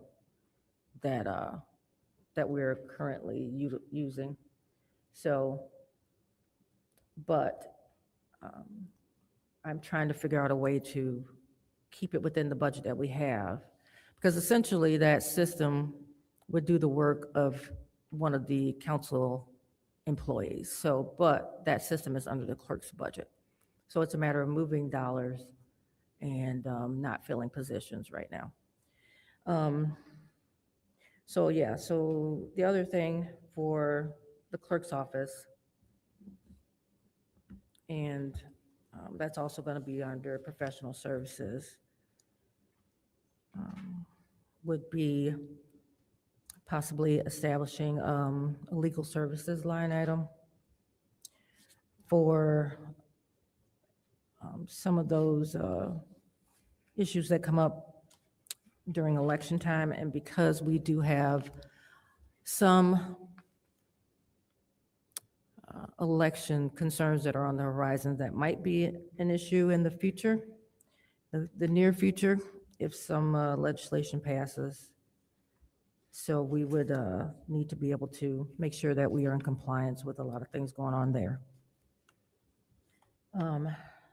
So yeah, that's the main thing with the clerk's department. And in addition to not filling that open position, we're also, well, I'm looking at combining one of the unfilled positions with another unfilled position in council office in order to pay for that second deputy. But it's still trying to balance and figure out which is the more important thing right now, either the upgrades to the equipment and things for the council meetings, or the wages and salaries for staff, for full-time staff. Do you want to go ahead and do the whole clerk's department, and then Okay. we'll do council And- separate? Because Yep. Elections. it's we've gonna got be- license and permits next in our, I'm sorry. Yeah, I just went numerically by department in the BSNA system, so it may not be in the order she wants to go in. That I okay, all right, so we'll apologize. go I ahead and do the apologize. elections. Go ahead with, the elections is on page 4, although it's not numbered. It says elections in the gray in the left column. Okay, go ahead. So do you want me to find? Do it for whatever you? Let me way you find want it for you. done. I'm sorry here. You want elections next? I got it. I got it. There you go. No, what did, you were talking about licensing? Whatever you, whichever way you here's want to do it, elections. Davina. Licensing, is the reason separate. she said elections was next, because clerk was here and then elections. You said you wanted to do elections. Okay. Do you want to do this? Do you want to go Yeah, in this the order? licensing is Okay. fine, because licensing is really just the wages, and this is revenue here. Yeah, that's up here. These are the. So, yeah, so, because I just think of them all under the same umbrella.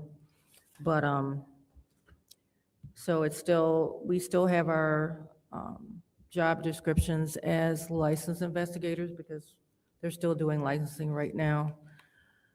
We were looking into the possibility of moving licensing under business and community services, but it is still under the umbrella of the clerk's office. So those employees are still considered licensed investigators.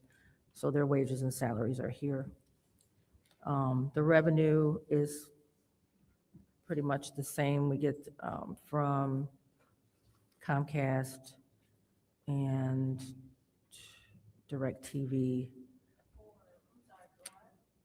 Comcast from cable, our cable communications contracts. The revenue, that's that part of it. The rest of it is just wages and salaries for our licensed investigators.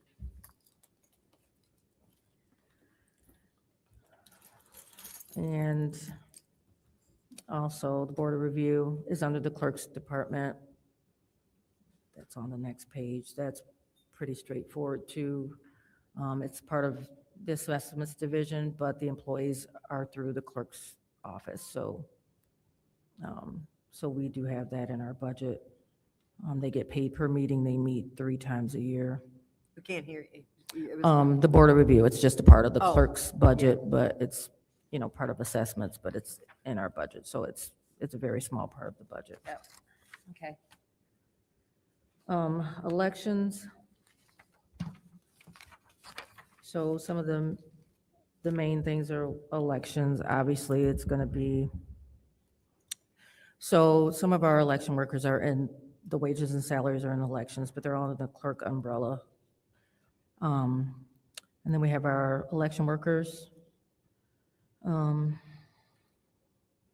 Here it's showing as temporary seasonal. We know that we have 2 elections for the next fiscal year, August and November. We're not sure about anything beyond that at this time, but because it is the mayoral and council, plus we have, Governor, Secretary of State, Attorney yeah, General. a lot of, it's going to be a major election, so we have pretty much all of our election workers will be working. Obviously, all of our precincts, we have early voting. So we anticipate that to be, we usually budget 300,000. I think we asked for 250. And another item that is not in this budget, something that we need to consider. Our election equipment contract will be up in January of 2027. It's a 10-year contract through the state. And the state and federal funds paid for it in the past. We've been instructed by the Bureau to anticipate or to budget for our precincts.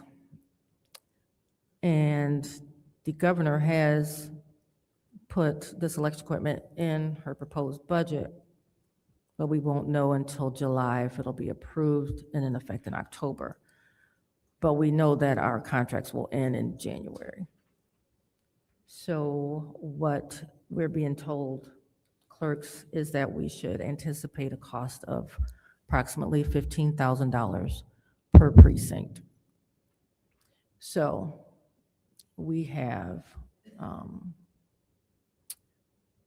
29 location precincts. We also have election equipment for our early voting.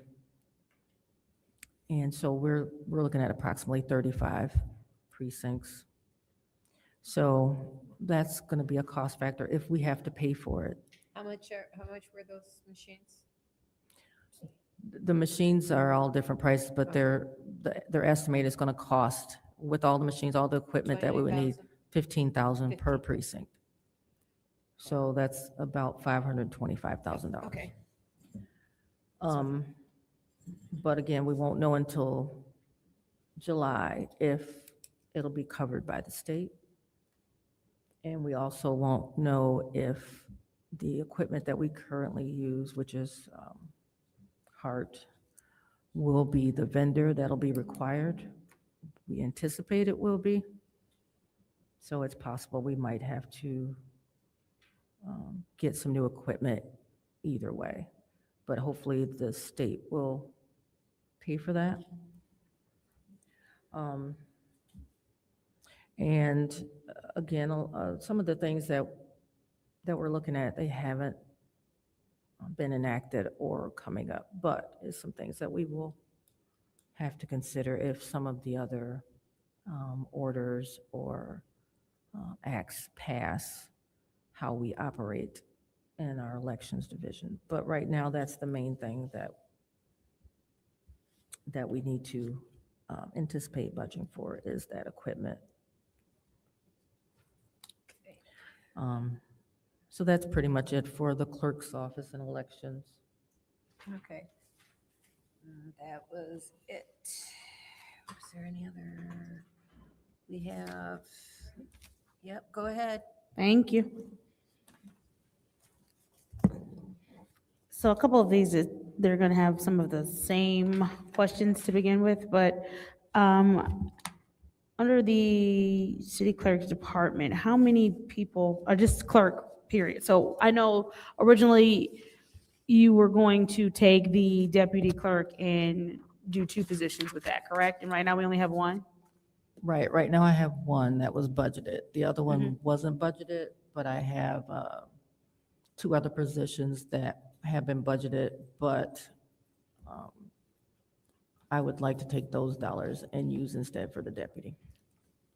Okay, so I see on the org chart that we were handed, it says city clerk, then it says deputy city clerk, but it says just for elections, right? Correct. So then there isn't one necessarily for council. Right, the other clerk would be administrative legislative, so they would do the legislative work, but they'd also still work with elections on the administrative things that we need, like website and the new system that we're talking about. And that was the second one that you said is not filled yet, correct? It's not budgeted. It's not budgeted. Right, so it isn't filled and it isn't budgeted in this current budget.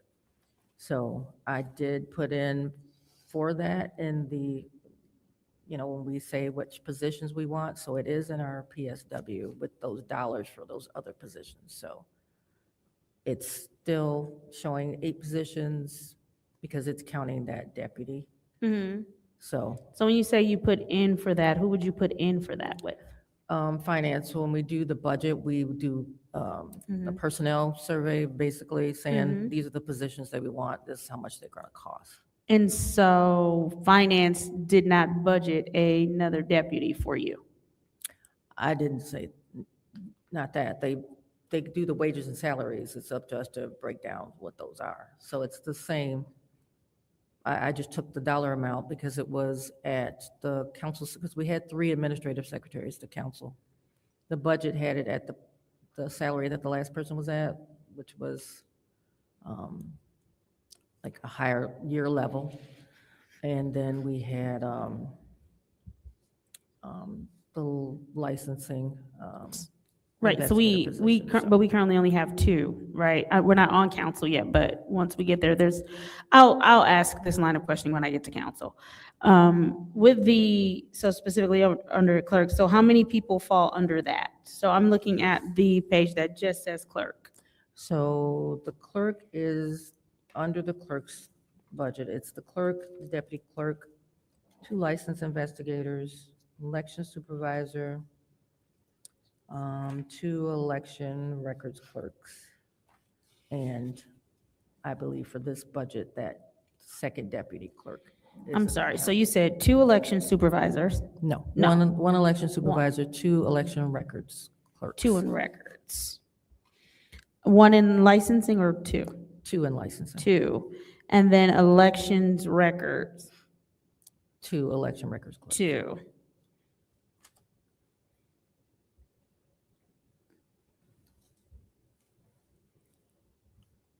Okay. Then, if I heard you correctly, you said the upgrade to the system would go under, instead of it being under the council budget, it's under this budget, correct? It's in And the that it would clerk's be, budget, even though it's for the council. correct. But so, and that would go under professional services? Correct. And so was that an additional 70K or would that bring the 53 up to 70K? So there are some startup costs, one-time startup costs.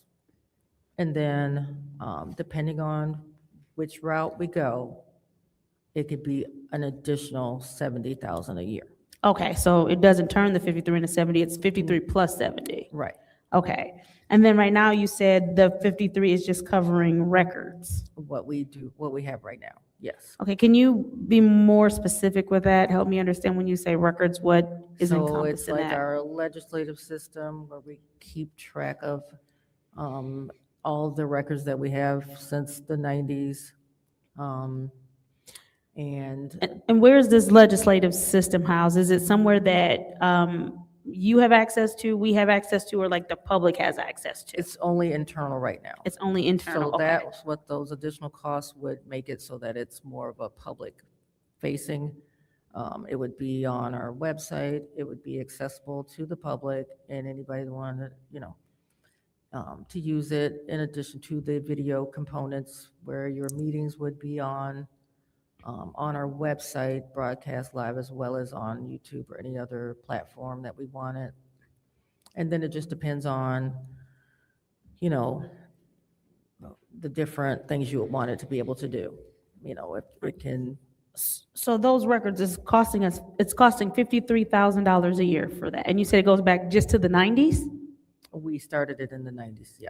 You started it in the 90s or it goes back to the 90s? It goes back to the 90s when we first started the system, so. So what about records before the 90s? What happens then? Those are right now hard copies in a vault. But with the new system, Mhm. we're hoping to be able to, because it's a cloud-based system, we're hoping to be able to make electronic records for a lot of the stuff that we don't have to keep hard copies for. Some things we have to keep the originals, and they're only in our vault. Some things we can have electronic and get rid of the originals. So with the vault, is the vault covered in that 53 as well? No, that's just where we literally store the hard copies, physical documents. Trying to figure out how to ask a question without. Where's the vault? I'll come back to that. Yeah, I don't want to ask that. Okay. Okay. And so then once we make a decision about how we're going to do the additional equipment or the cloud-based equipment, how that's going to run, it'll have records much further back than the 90s, right? And then how will that get inputted into the system? So that would be, well, it depends. I can pay outside companies to do it for us, part-time. Also looked at interns. The state also has some assistance in their archiving departments. So there's multiple ways to get it done. And then right now, we're just looking at the council, and the legislative records, things like that. But the system is built so that it could be used citywide. All right, and so this is my last one on, because I don't want to waste too much of my time on this, but if I wanted to, if, as a resident, if I wanted to look up a record now, wanted to look up a law now, how would I do that? How do I go about doing that right now? If I wanted to go online, is there somewhere I can go online to do that? If I wanted to come in to do, how would I do that? Right now, to look up a specific document, no, you could just request, come into the office and ask. A lot of people do Freedom of Information Act requests. But right now, there is no way to look up specific documents. But this, because even if we don't go with the additional dollars, we will still have a system that is accessible to the public. Okay, and then, so the next, with the printing and the publishing, I already know what the answer is going to be, I just need it on the record. I see the printing and publishing is up roughly around 20,000. This for the proposed budget, why? Which budget are we in? I'm still on the clerk page. The clerk page, yep. Yep. So right here is this year's budget, and then it's increasing to 65 because there's elections. I would assume there's gonna be more Is mail. that elections or are you talking 262 or 215? 215. I'm sorry, maybe I'm. No, 215. Oh. So printing and publishing in 215. No. Oh, no, next one. Yeah. There you go. Okay, that is for our codification. For the clerk's budget, that's for the codification, the codification of the code. I got you. Okay. The answer was different from what I expected, so I thank you for answering that. I'm going to go to the license and permits. And you said there are 2 licensed investigators under that. That's what makes up those wages, correct? Under licensing for the wages, yes. Okay, and then I know we talked about this, it's been almost 2 years now, and you touched on it a little bit when you were doing your presentation. Uh, Is it still going to move under BSI? We're still waiting on a legal opinion for that, but I just have concerns about whether it's a legal thing that can be done, you know, if business licensing, because the majority of business licensing in Michigan is done by the clerk. Okay. But my concern was for capacity and being able to enforce. So as long as it's not a requirement, we were looking at. And that that as is, an option. that brings me to my next question of how is that department currently operating? Because we have a lot of businesses that are not licensed, right? And I know that when the idea was originally brought to council for it to be moved under BSI, they had a plan to, I guess they were gonna have someone just go drive around and figure out, you know, if someone was operating as a business or operating a business out of a brick and mortar building, if they were actually licensed. So does that currently happen? How are you, because again, we know that you have businesses that do have license, right? They have licenses, but then there are a lot of people operating businesses without a license. And so how are we monitoring that? How are we getting out letters to say you cannot operate without a license? How's that currently being tracked? I'll let, because Jennifer works licensing, I'll let her expound on that a little bit more. But that's part of our issue right now is, Okay, we do have several business licenses, but every business is not required to have a license. So I think about 5 or 6, maybe even 7 or 8 years ago, a lot of the licenses were just dissolved for some reason. So like beauty shops, restaurants, boutiques, all that stuff used to have had, you had to have an initial merchant license. That was a $400 license. They decided we didn't need it in the city of Flint. That was a whole thousands of dollars. Do you know, I'm sorry, do you know who decided, was that a It was council decision? At that time, it was the city administrator, and it was the Emergency manager? emergency manager, and it was the city attorney that decided that. And they asked our opinion. We gave them our opinion of the licenses that were very lucrative for the city, and they decided they didn't care. They got rid of it. I'm not even looking at it necessarily being lucrative. I'm also thinking about like public safety. When we talk about what should and shouldn't be licensed and people going through proper channels, proper education and all of that. When we talk about them operating these businesses as opposed to I get a building because I have a bright idea or because I've been doing something my whole life, but I never went and got like formal training or education to do it. And so now I'm operating under this and something may happen to someone and they have no real recourse against me. Maybe they can do something civil, but it might not pan out. There are safety concerns there. Is it possible for us to get a list of what you do have to have a license for in the city and then a list of what was taken away Yes. by the emergency manager? And can you also give us your recommendations for other areas that you see need a license? Well, like I said, initial merchant would cover like all the businesses that's downtown. It would cover everybody that has basically a brick and mortar. Yeah, Which is yeah. they don't have to have anything. I can go tomorrow and get a building and start selling stuff, and you don't even have to have a license because that was a major thing that was taken out. Building contractors, we have a lot of stuff going on. Building contractors in the city. You can build and you don't even have to have a license with the city to do it any longer. They took that away from us also.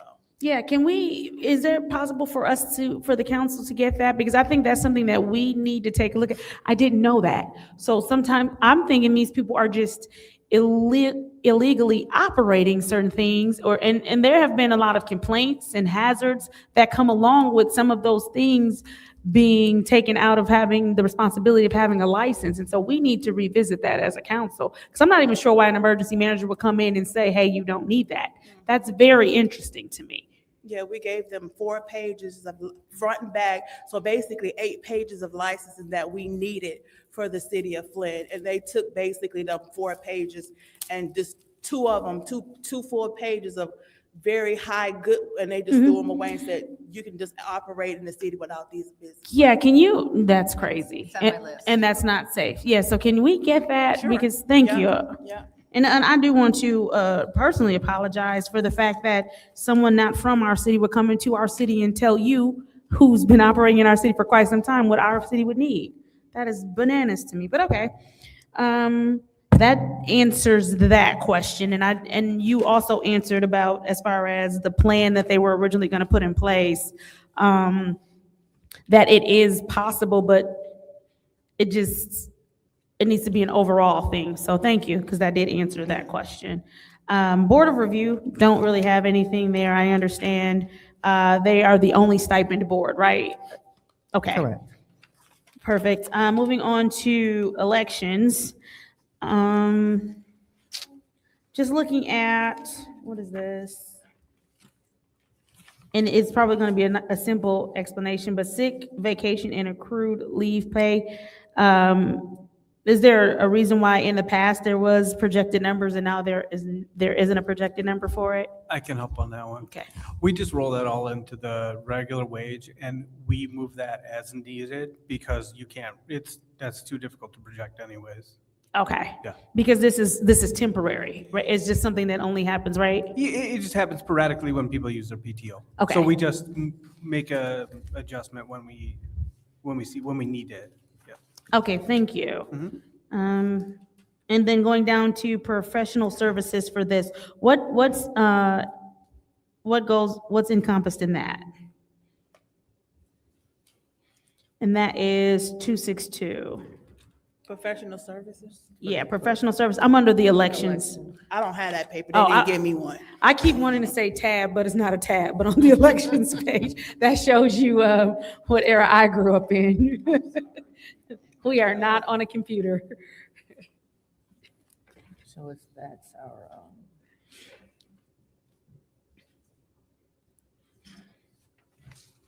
And it's 262, and then it's 801 under the professional services for elections.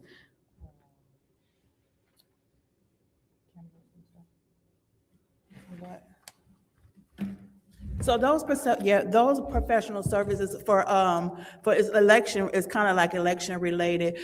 We have to have a camera for every drop box and stuff. We have cameras also where we store our electric equipment. So all of those fees, we have cameras that secure our absentee ballots. When we put our absentee ballots up, during election time, we have cameras that make sure don't nobody come and tamper with the ballot. So all of those all of those services come out of that professional service line item. Okay, perfect. And then I think the next one I had was the transportation of election equipment. That's going to be different from the actual line item of equipment, correct? Correct. Okay.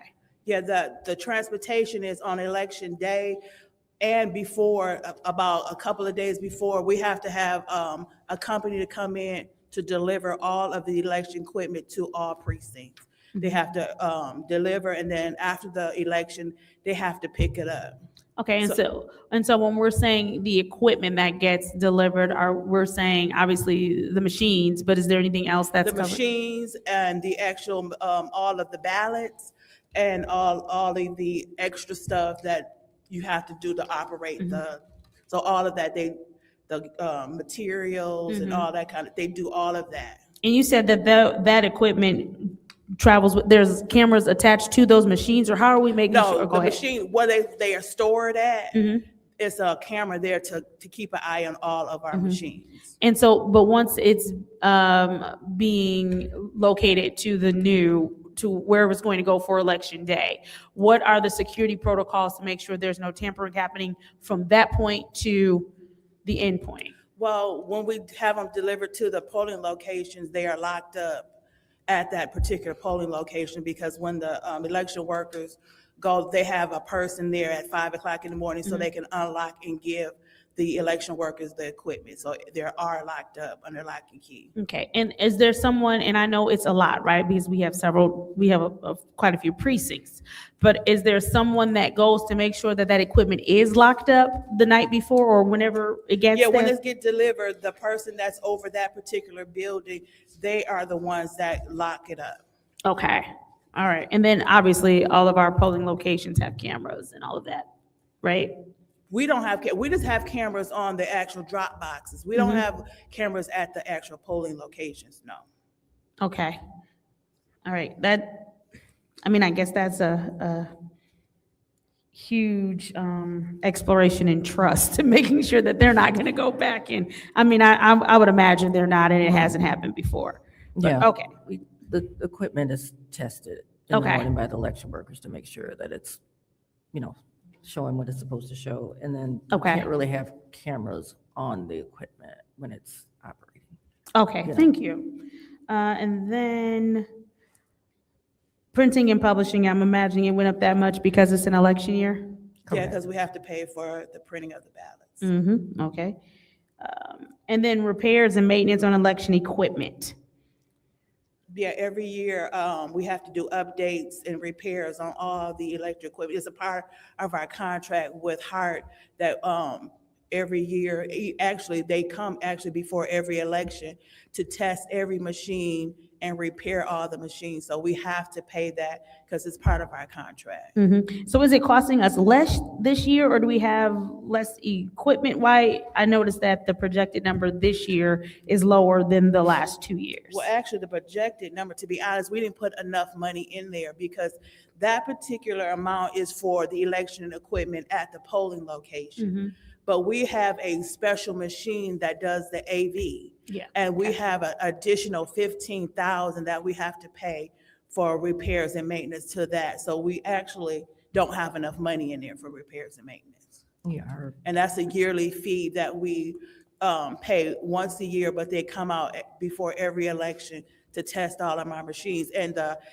AV machine, because it's a high-powered machine, it's totally different from the precinct machine. So that particular machine has its own maintenance contract by itself. So we're missing about 15,000 there, you We're said? missing about 15,000, yes. that contract just expired this year. I can't hear you, I'm sorry. It was a 5-year contract and it just expired this year. That it just expired, and so, but Well, it, it was 5 years. The county paid for it for 5 years. We're responsible 6 through 10. okay, This year, it was our 6th year to pay for that contract. okay. And so do we have any plans, finance department, on paying for that? Because that's actually pretty crucial.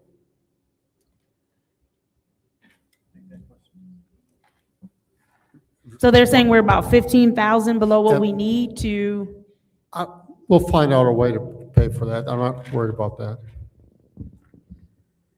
I'm sorry, Mr. Moore, I didn't hear the last part of what you said. That's not one of the things I worry about. I'm confident that we'll have the funds to pay for that. Okay, and then the answer to that question, then I'm gonna go to, and I'm about to wrap it up, Judy, before you tell me. I think I'm on the last page here with the actual election workers. The one line kind of speaks for itself, but I just need to ask to have it on record about the sick vacation and accrued leave pay. I noticed, we did $998 one year, and then everything else is blank. Why? And this is on the election workers page. You talking about it was blank for wages? Yeah, I just want to make, Because all of the election worker comes out of temporary and seasonal employees. That's why it's vacant. Perfect. Because all of their wages come out of there. okay, thank you. And then my last one, I noticed this is seasonal, it's unemployment compensation. Why, because, and maybe I'm misinterpreting that this page is only temporary workers, right? So, can you just explain the unemployment compensation piece for this? That's not required my by piece, law. That's theirs. We just follow state law for that. All right, thank you, Mr. Moore. And then how many workers at what rate do we have here? We have roughly about 300 workers. 300, okay. But we have the rates are kind of different. We have a Yep. chairperson that makes more than everybody. Mhm. And then we have a laptop person that comes right below the chairperson. And then we have an inspector that comes right below them. Okay. So we have basically 3 different rates. All right, thank you. I yield. Councilwoman in the sixth ward. Thank you. I don't have a lot of questions. One thing with the election, you said you got cameras now?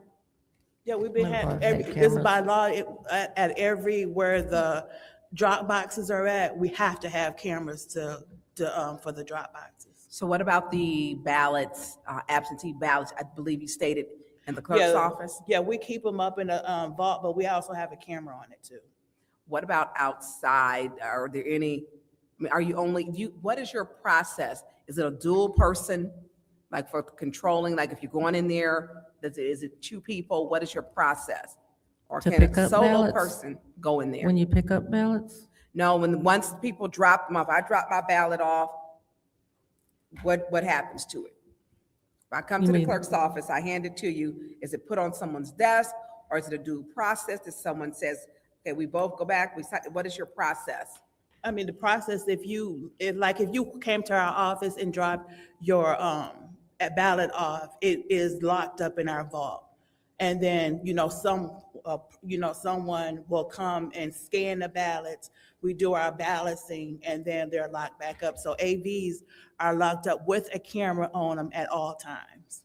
There's Whether you no- coming in, or if you at a location like a fire station, we can see who puts that ballot in there. And then we have a person that comes out every day to pick up 3 times a day and pick up those ballots. And he has a spreadsheet that the state required us to do when he's picking up drop box. When The do these, state doesn't require 2 people. We just have the one person who is, sworn in and certified to do that. So it's not a requirement to have 2 people. okay, so it's just required for one person, okay? And- And I just wanted for transparency for the public, so that they know, because we have a lot of people say, oh, it's election fraud. So, so we have the cameras that are monitoring them, and it's kept in the vault, and the vault has a camera, correct? Correct. Okay.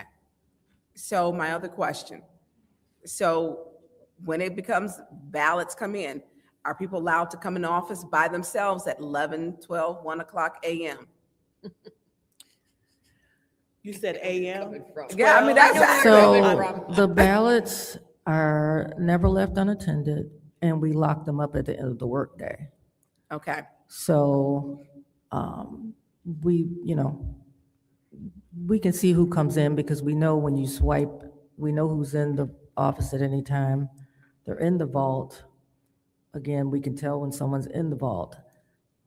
I'm not going to say that, there's really no reason for staff or anybody to be in, but it does not say it doesn't happen, because I personally have other responsibilities that might make me come into the office or something like that. But the ballots themselves are always locked in the vault, unless they're being worked on or something like that. So I don't go into the vault for, nobody, we would know anybody that it would enter anytime, anything, so.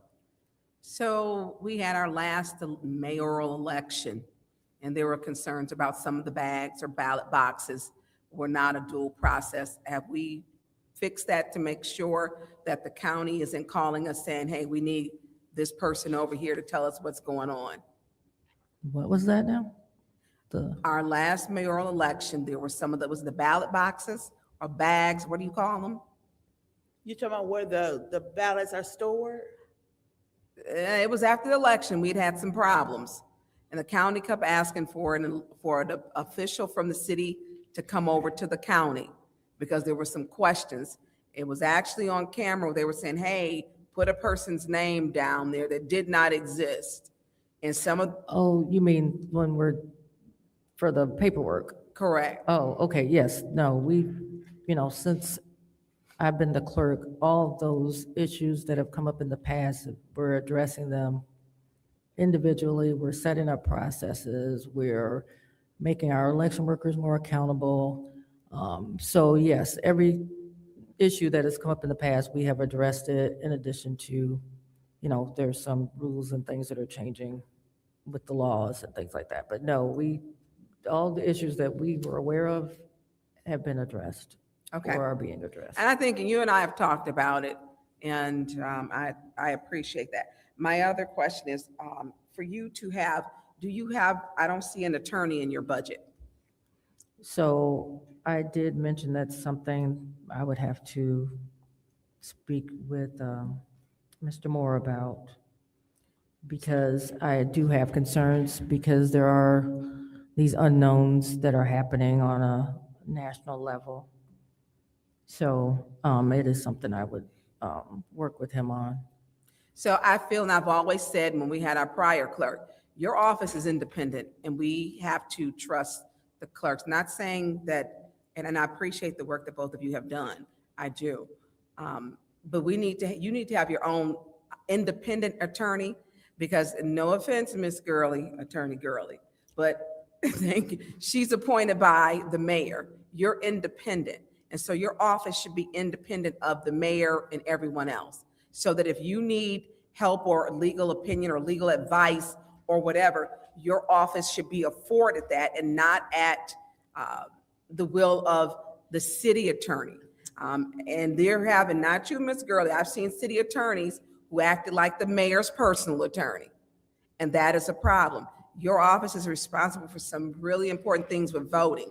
And with having that in our elections, that we need to make sure that, and also with the city council, that it stays secure, so that you get good legal advice, independent legal advice. Mr. Moore, is it a possibility, can you find money in the budget? I believe the answer I told Ms. Davino was that we would work with her. We don't have any philosophical problems opposed to it. So how much do you think you could find for her to locate? I haven't heard of, she hasn't told me how much she needs yet, so. So she should have one, because she is the official record keeper for the entire city. So she needs to have a good firm. Our city attorneys cover everything else, literally everything else. And so she would need, and I hope it's not 10,000 in the budget. I hope it's not 15. I mean, there's a lot of things that she needs. We have had some issues, even with city council, that we should have had outside legal opinions, because before you were here, Ms. Gurley, there were some bogus legal opinions. They were horrible. And so the clerk's office should have its own independent attorneys to use aside from the city of Flint, because the clerk's office should not be at the mercy of the city attorney. It should not, because it's going to be conflicting. And it's a conflict, because she may need something that she may not be in agreement with the mayor's office. And if we're using, and the mayor applies pressure, and she's not going to get the independent advice that she needs. And that's the way our government should run: fair, transparent, and the clerk's office is independent of the mayor's office. So how much do you think you could locate? So she asks you for 30,000, would that be a problem?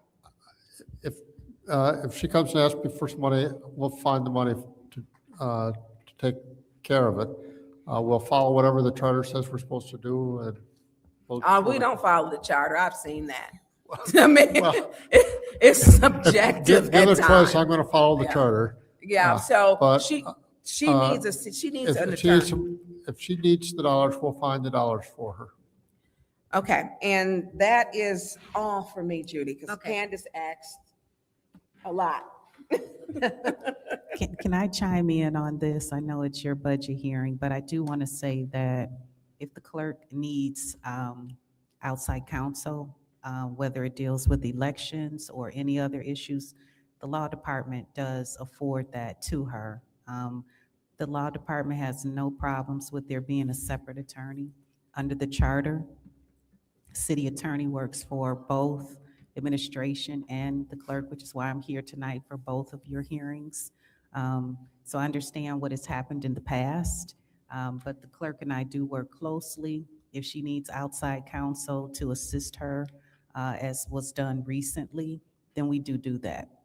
But from my position here as the city attorney, as you stated, Councilperson Burns, I represent both sides. Thank you. So can she choose her own attorney, or you would choose the attorney? Don't you choose the attorney, the firm? We have firms already that are under contract, so Mhm. yes. Okay. But even if it's like for city council members, if there's some litigation, we do consult with you all, and we've used some of your own attorneys in the past. Well, there's some things that, and I stand with you, Attorney Greer, that's why I gave disclaimers with some, some things that come before us that should come before us, even though it's in the charter, Mr. Moore, they don't come before us. The other thing I would like to point out is that Mrs. Gurley is not afraid to stand her ground if she needs to. You said, you would throw that caveat in there. Yeah. I just want to make sure that the clerk's office can operate independently with good legal help, because there are some attorneys that they shouldn't even be public defenders. So I want to make sure she has what she needs to make good decisions with the best legal advice at the time. And thank you, Attorney Gurley, for chiming in. I appreciate that. Okay, so that was actually something I was going to bring up, is that our city attorney does service both our both sides, administration and council, as the city as a whole. And the clerk is obviously part of the city, and I would assume that we wouldn't have to add money to this budget because it would be covered in the city attorney's budget at this time. I also knew about the voting machines are going to be changed statewide. So I don't know if we should move money into it now or wait, because you're right, I don't even know if the state has chosen a vendor. So we don't really know the cost or what's going on. So that's going to be something that we'll have to look at in the future. I think when that's more a set, definite type of thing. But we do need to add repair and maintenance dollars for the machines at this point. So why wasn't that put in the budget when you prepared it? Did you know about that, or? No, when I prepared it back in December? December, I just actually got the bill for that particular back in March. So I thought it was all included. So I had to call her and she had to break it down to me, because I didn't know, and they didn't, I didn't know it was separate. Okay, thank Because you. we did get that particular machine 2 years after we got the regular. Oh, okay. Okay, so that makes sense. That was my wonder why we had all this. We need this, we need this, we need this. And I know the $70,000 that was mentioned earlier for technological improvements is something that we've talked about recently in regards to that. Now, we're going to, what is the software that you're going to be using for minutes and agendas? What is it? I can't think of the name. Granicus. Yeah, and that's covered in this already? Currently, not the updates or anything, because that's only recently come up, and I have Is that in a the council? proposal from them. Is it to in see the how much it's council gonna- part of the budget? It's, again, it's the clerks, but it's for the council. part, Okay. The council work. Right, okay. So it's a clerk function, but it's for the city council. So is that needed to be increased for that you didn't know about? For updates? I still have to figure that out, because some of it Okay. is one-time costs. I think I might still have some funds available for that. And then moving forward, again, because essentially, it would do the work of an individual. So Right. it's kind of like, so it's just, deciding Shifting if I want dollars to, and yeah, money. if I don't want to have the person, but the system is going to make everything more efficient to where we really might not need that person. So, Okay, and that would be that's in the council's budget? correct. Okay, let's go to the council. I'm done. I have a quick I question. want to point Okay, go out ahead. something. I just want to point out something before we move forward. This hearing was posted to end at 7:30. I just want to say that for the record. Yep. I know. Just so we know, because we post the end time. Yep. So I just want to Yep. publicly state that. A quick question, because they don't know who you are as the deputy. Can you say your name? They don't. Oh, I'm not the deputy. Jennifer. I'm the accounts payable. Accounts payable. Yes. Okay, and because they don't know what your title is. Well, my name is Jennifer Evans. I am the accounts payable clerk, but I do multiple roles. I do That's elections what- and license, so I do To 3 get it different done. jobs. And your Thank you. salary is split accordingly, right? Yes. All right, go ahead and go to council real quick. Let's try to wrap this up as quickly as we can. I know we're obviously, Mr. Moore, for next year, when we put together the schedule, we're gonna have to put more time in for the mayor. Yeah. So we'll need to make notes of that. Okay, go ahead. So the council budget, again, fairly static. This is the one where you were asking about the professional dues and publications. That's for the MML. That's in the council's budget. Another thing that stands out is the professional services line item, which is generally been for the audit. Yep. It used to be for your meeting broadcast, but we've gotten rid of that. And I think we generally, for the professional services, do $350,000. Our audit has gone over that several years, and right now I think we're going to go a little bit over based on some change orders that we've gotten in. But other than that, the council budget is pretty much just the wages and salaries and those 2 items that stand out. Okay, who would like to get started? Anybody have any questions? Okay. Any questions? Yeah, do you want to go first? Because I'm gonna keep it brief. I probably won't. Because I bug Davina all the time.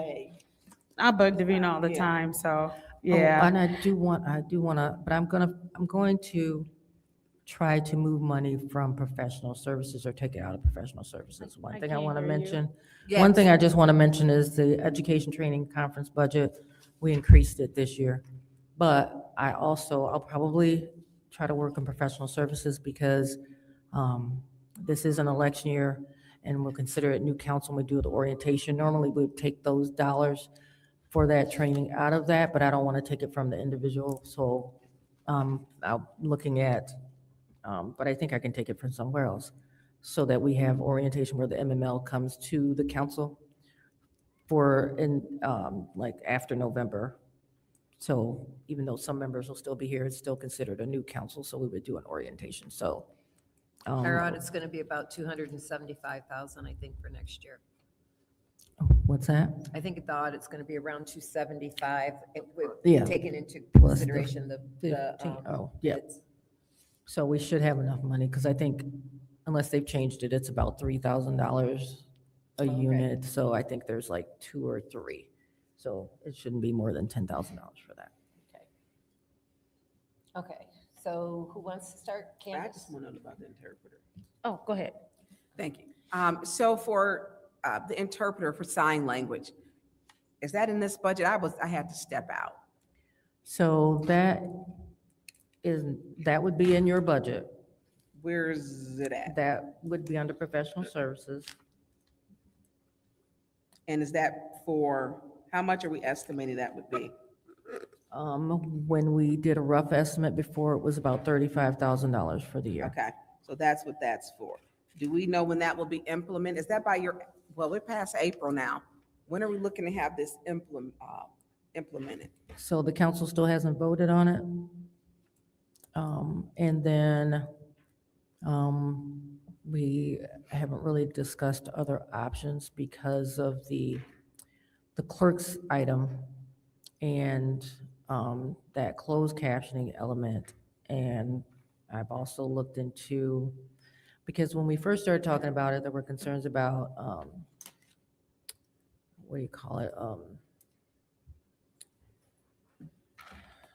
the interpreters, I can't think. There's other ways we could do it with different monies. So the council hasn't voted to say how they want to do it or not, because you're still talking about some closed captioning and the sign language interpreters for the meetings as opposed to the room. And we're looking at,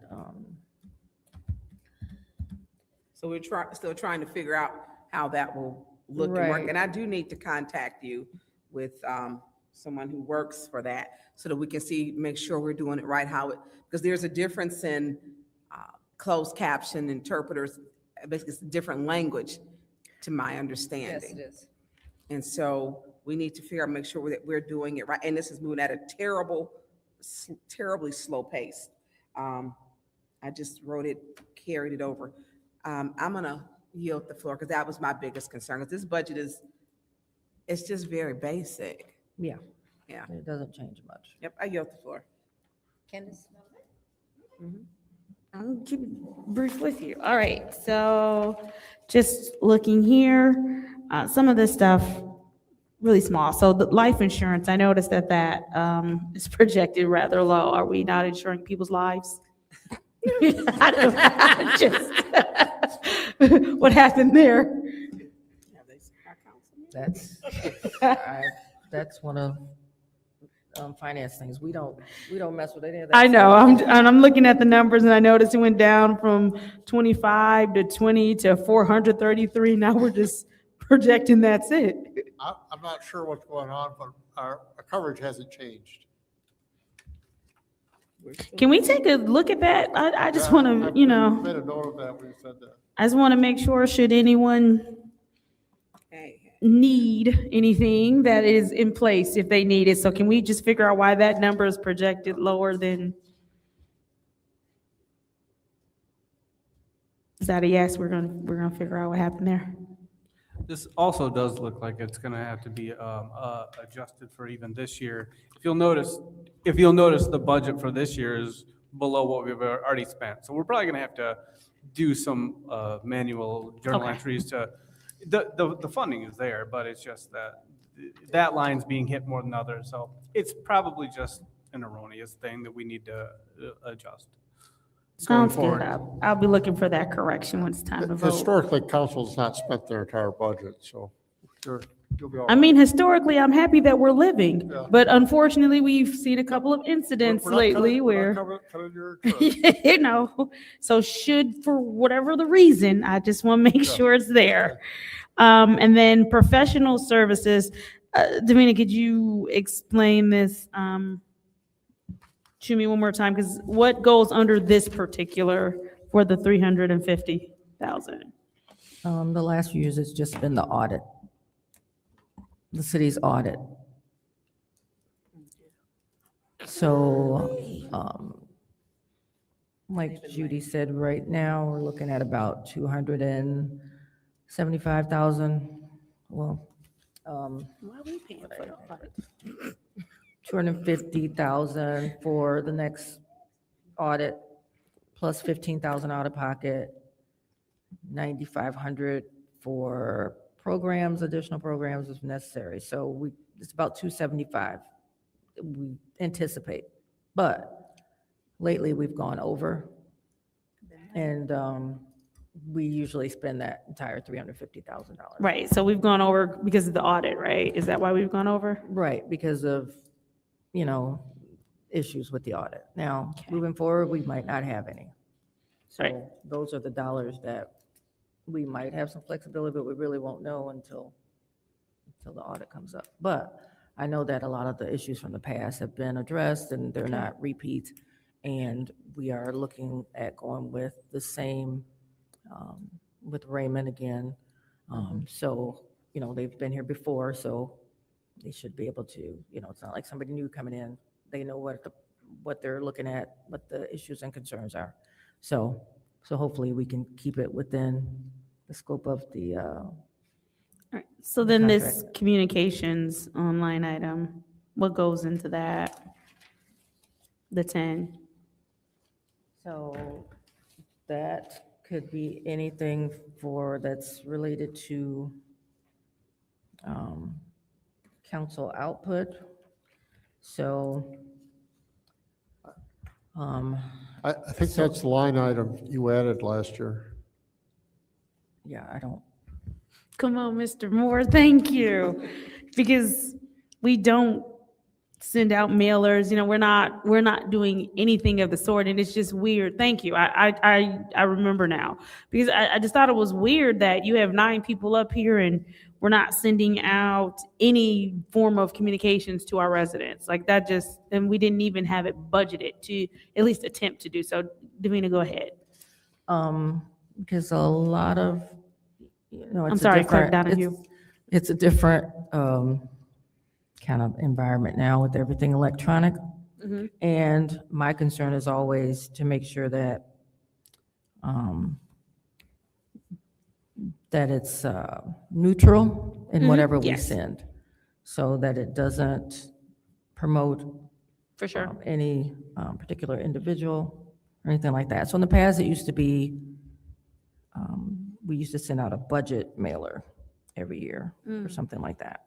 I think even if that was it, I think that the residents would appreciate that, because I did send out a notice about the budget happening, like the hearings happening, and then I also sent out the budget that we received, the projected budget that we received as well. So I think that there are some communications that we can do, that it can just go out as a whole, so it doesn't seem like it's just one council person attempting to promote or not promote, or maybe some council people may have something to send out and others don't, or they don't realize it. And so I think if there is maybe something, like you said, like the budget or something else that can be a unified thing that residents can get, I think they would like to hear from their city council in that way. I can tell you what it was used for this year, if you'd Okay. like.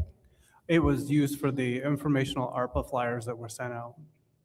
That's what that Oh, line why was would you used for. tell us that? Thanks, Jay. You're welcome. Because Councilwoman Burns was done, but now she's not, but thank you. I appreciate the answer, though. You know how much we hate those 4-letter words. Okay, and how we will all be glad, but okay. Moving on to the miscellaneous expenses line item. What goes into that? What are we capturing there? Because I'm looking at the fact that there was a significant increase. So what's in there? So that is for anything that isn't covered by other accounts. So it's like when the staff has to get their notaries done, we have, because every council, well, not the receptionist, but the council secretaries are notaries. So it's stuff like that. Okay. It's random stuff that's not covered by any other line item. And then the professional dues and publications. It wasn't that much of a jump, but why is it projected slightly higher? That's the MML charge. Every year. And so who does this 35,000 cover? Is it just council? Is it, go ahead. It's the city. It's everybody in the city. Everybody who's a in the member of city? MML. And man. And so, but the council, our budget, it takes on that whole. It's put in the council's budget because you're the legislative body. But, yeah, so it's, whenever anybody goes to a conference or something, they are a member, so they get that membership discount. And so, yeah, but that is in the council's budget. And so that 35 is just for the year for every employee that chooses to utilize it. Do we know how many people actually utilize it?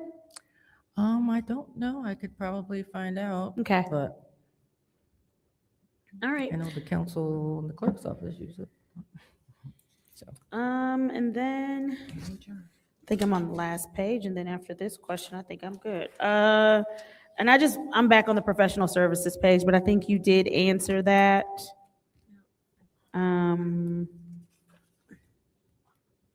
As far as why there's nothing projected right there on those particular lines.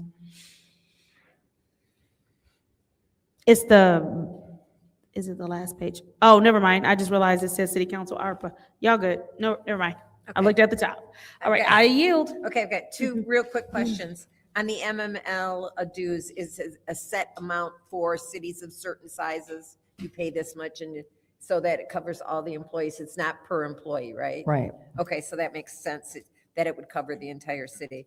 And I do know I saw Clyde at a conference, a convention a couple of years ago. So I know he has gone, but I haven't seen anybody else except for our attorneys on in the February or March conference. I do have another question, since I know that we're paying for this MML thing. I remember speaking to the mayor about National League of Cities, and I didn't really get an answer as to why, but since I see council is paying for everybody's membership for MML, is it possible for us to look at a National League of Cities membership as well? Because that's federal, and that gives us federal connections. They've helped us outside of us being members quite a bit. But I think that there is a lot of access that we're missing. Like they've helped us get funding. They've helped us know about certain funding. And it's funding that's eventually coming before council and we've received the grants. And so there are other opportunities that we're missing out on not being full members with the National League of Cities. We could get the cost for that. Huh? We could find the cost for the council Yeah, for that. I don't recall, it definitely wasn't the 35. But we It's can, less, if I remember, it's less than the MML. okay. Yeah. Less than MML? No, it believe is so. less than MML. Okay. But we still want MML too. But if that's just something we can look into. All right, thank you. Okay. I yield. I have So, one more question. okay, go ahead. You said the mailing, ARPA mailing, was that it? Who approved that? Give me 1 second.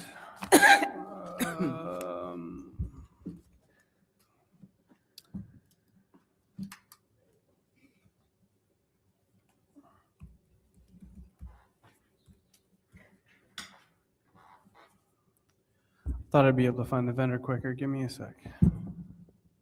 I'm sorry, I didn't understand you. I thought I would be able to find the vendor quicker than that, so just give me a second. Okay, do you know who approved that? I'm trying to, I know who entered it. Well, Was it- Well, no, it's Christine Tagg, so that's AP. Yeah, she entered the AP. I'm trying to get there. Let me see if I can find the PO here. 1 second. Was it approved by the city clerk's office? No, it was not. So the only other person with authority would be the mayor's office. You help me understand that. How is the mayor having something taken out of the city council budget? Mr. Moore? Because we didn't approve it, it didn't come up to us. And how much was it? $8,512. So Mayor Neely is taking things out of council budget, superseding his position, overriding the city clerk, and having items printed that the city council did not approve. I mean, would that be in short what it is? Because what was it? What did it look like? I don't know the answer to that question. Well, I don't have an actual printing. so who pressed go for city council's budget? Help me. I mean, I'm serious. We can't go spend the mayor's budget. So how can he spend? We are separate. He is the executive branch. We're the legislative. We're separate for a reason. How can he spend our budget? And who okayed this? We'll just use city council's budget. And what I want to see the document city council paid for out of our meager little budget. I don't have the document that was printed. I have the invoice. That's all I have. Okay, but then let's do, because I want to see both, the invoice and the document. So Judy, if you can make a note of that, please, so that we can see what it is we paid for out of our budget that the mayor authorized. How dare he do that? I mean, come on. But he used everybody else's budget to print his birthday cards on. Now he's printing ARPA cards going out of city council. This is crazy. So if you could get that, we would greatly appreciate it. Oh, and is anything, our audit has been going over because of what? What's making our audit go up? Is it because it's been late?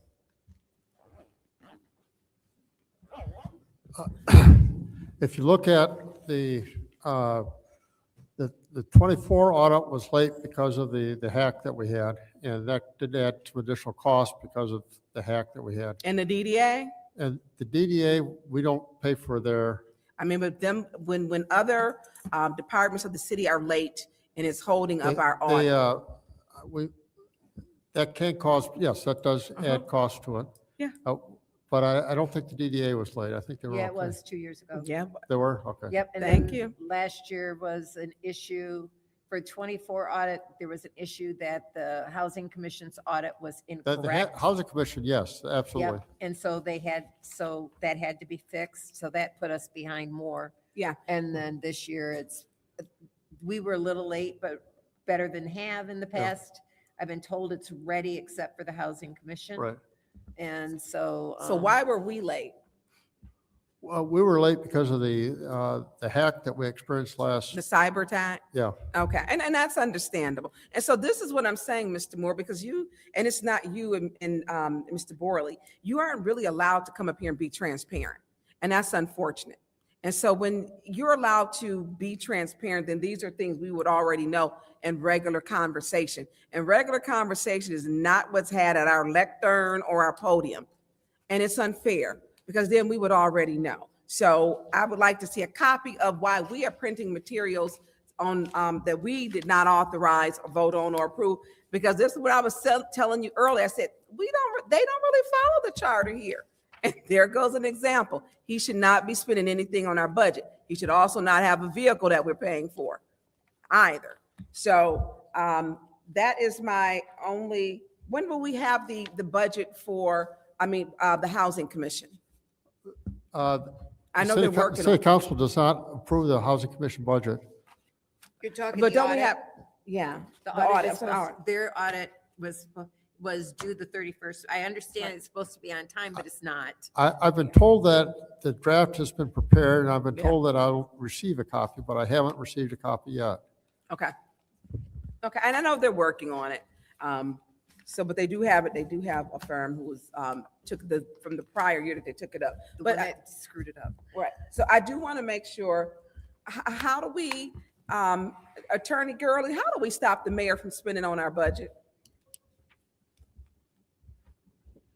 Well, we'd have to make sure that that's what happened.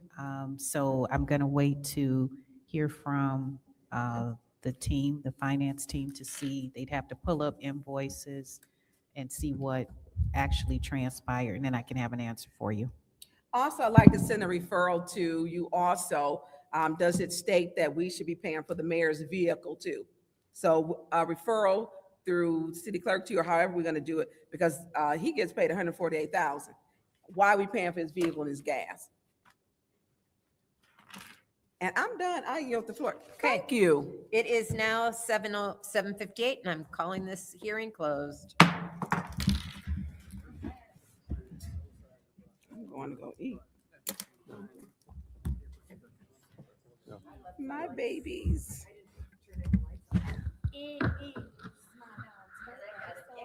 Let me see your dog.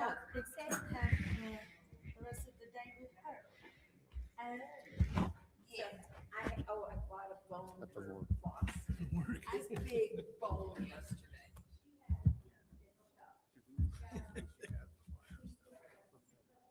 I've never seen it. I've never seen any. Can we find it? Yeah, I would.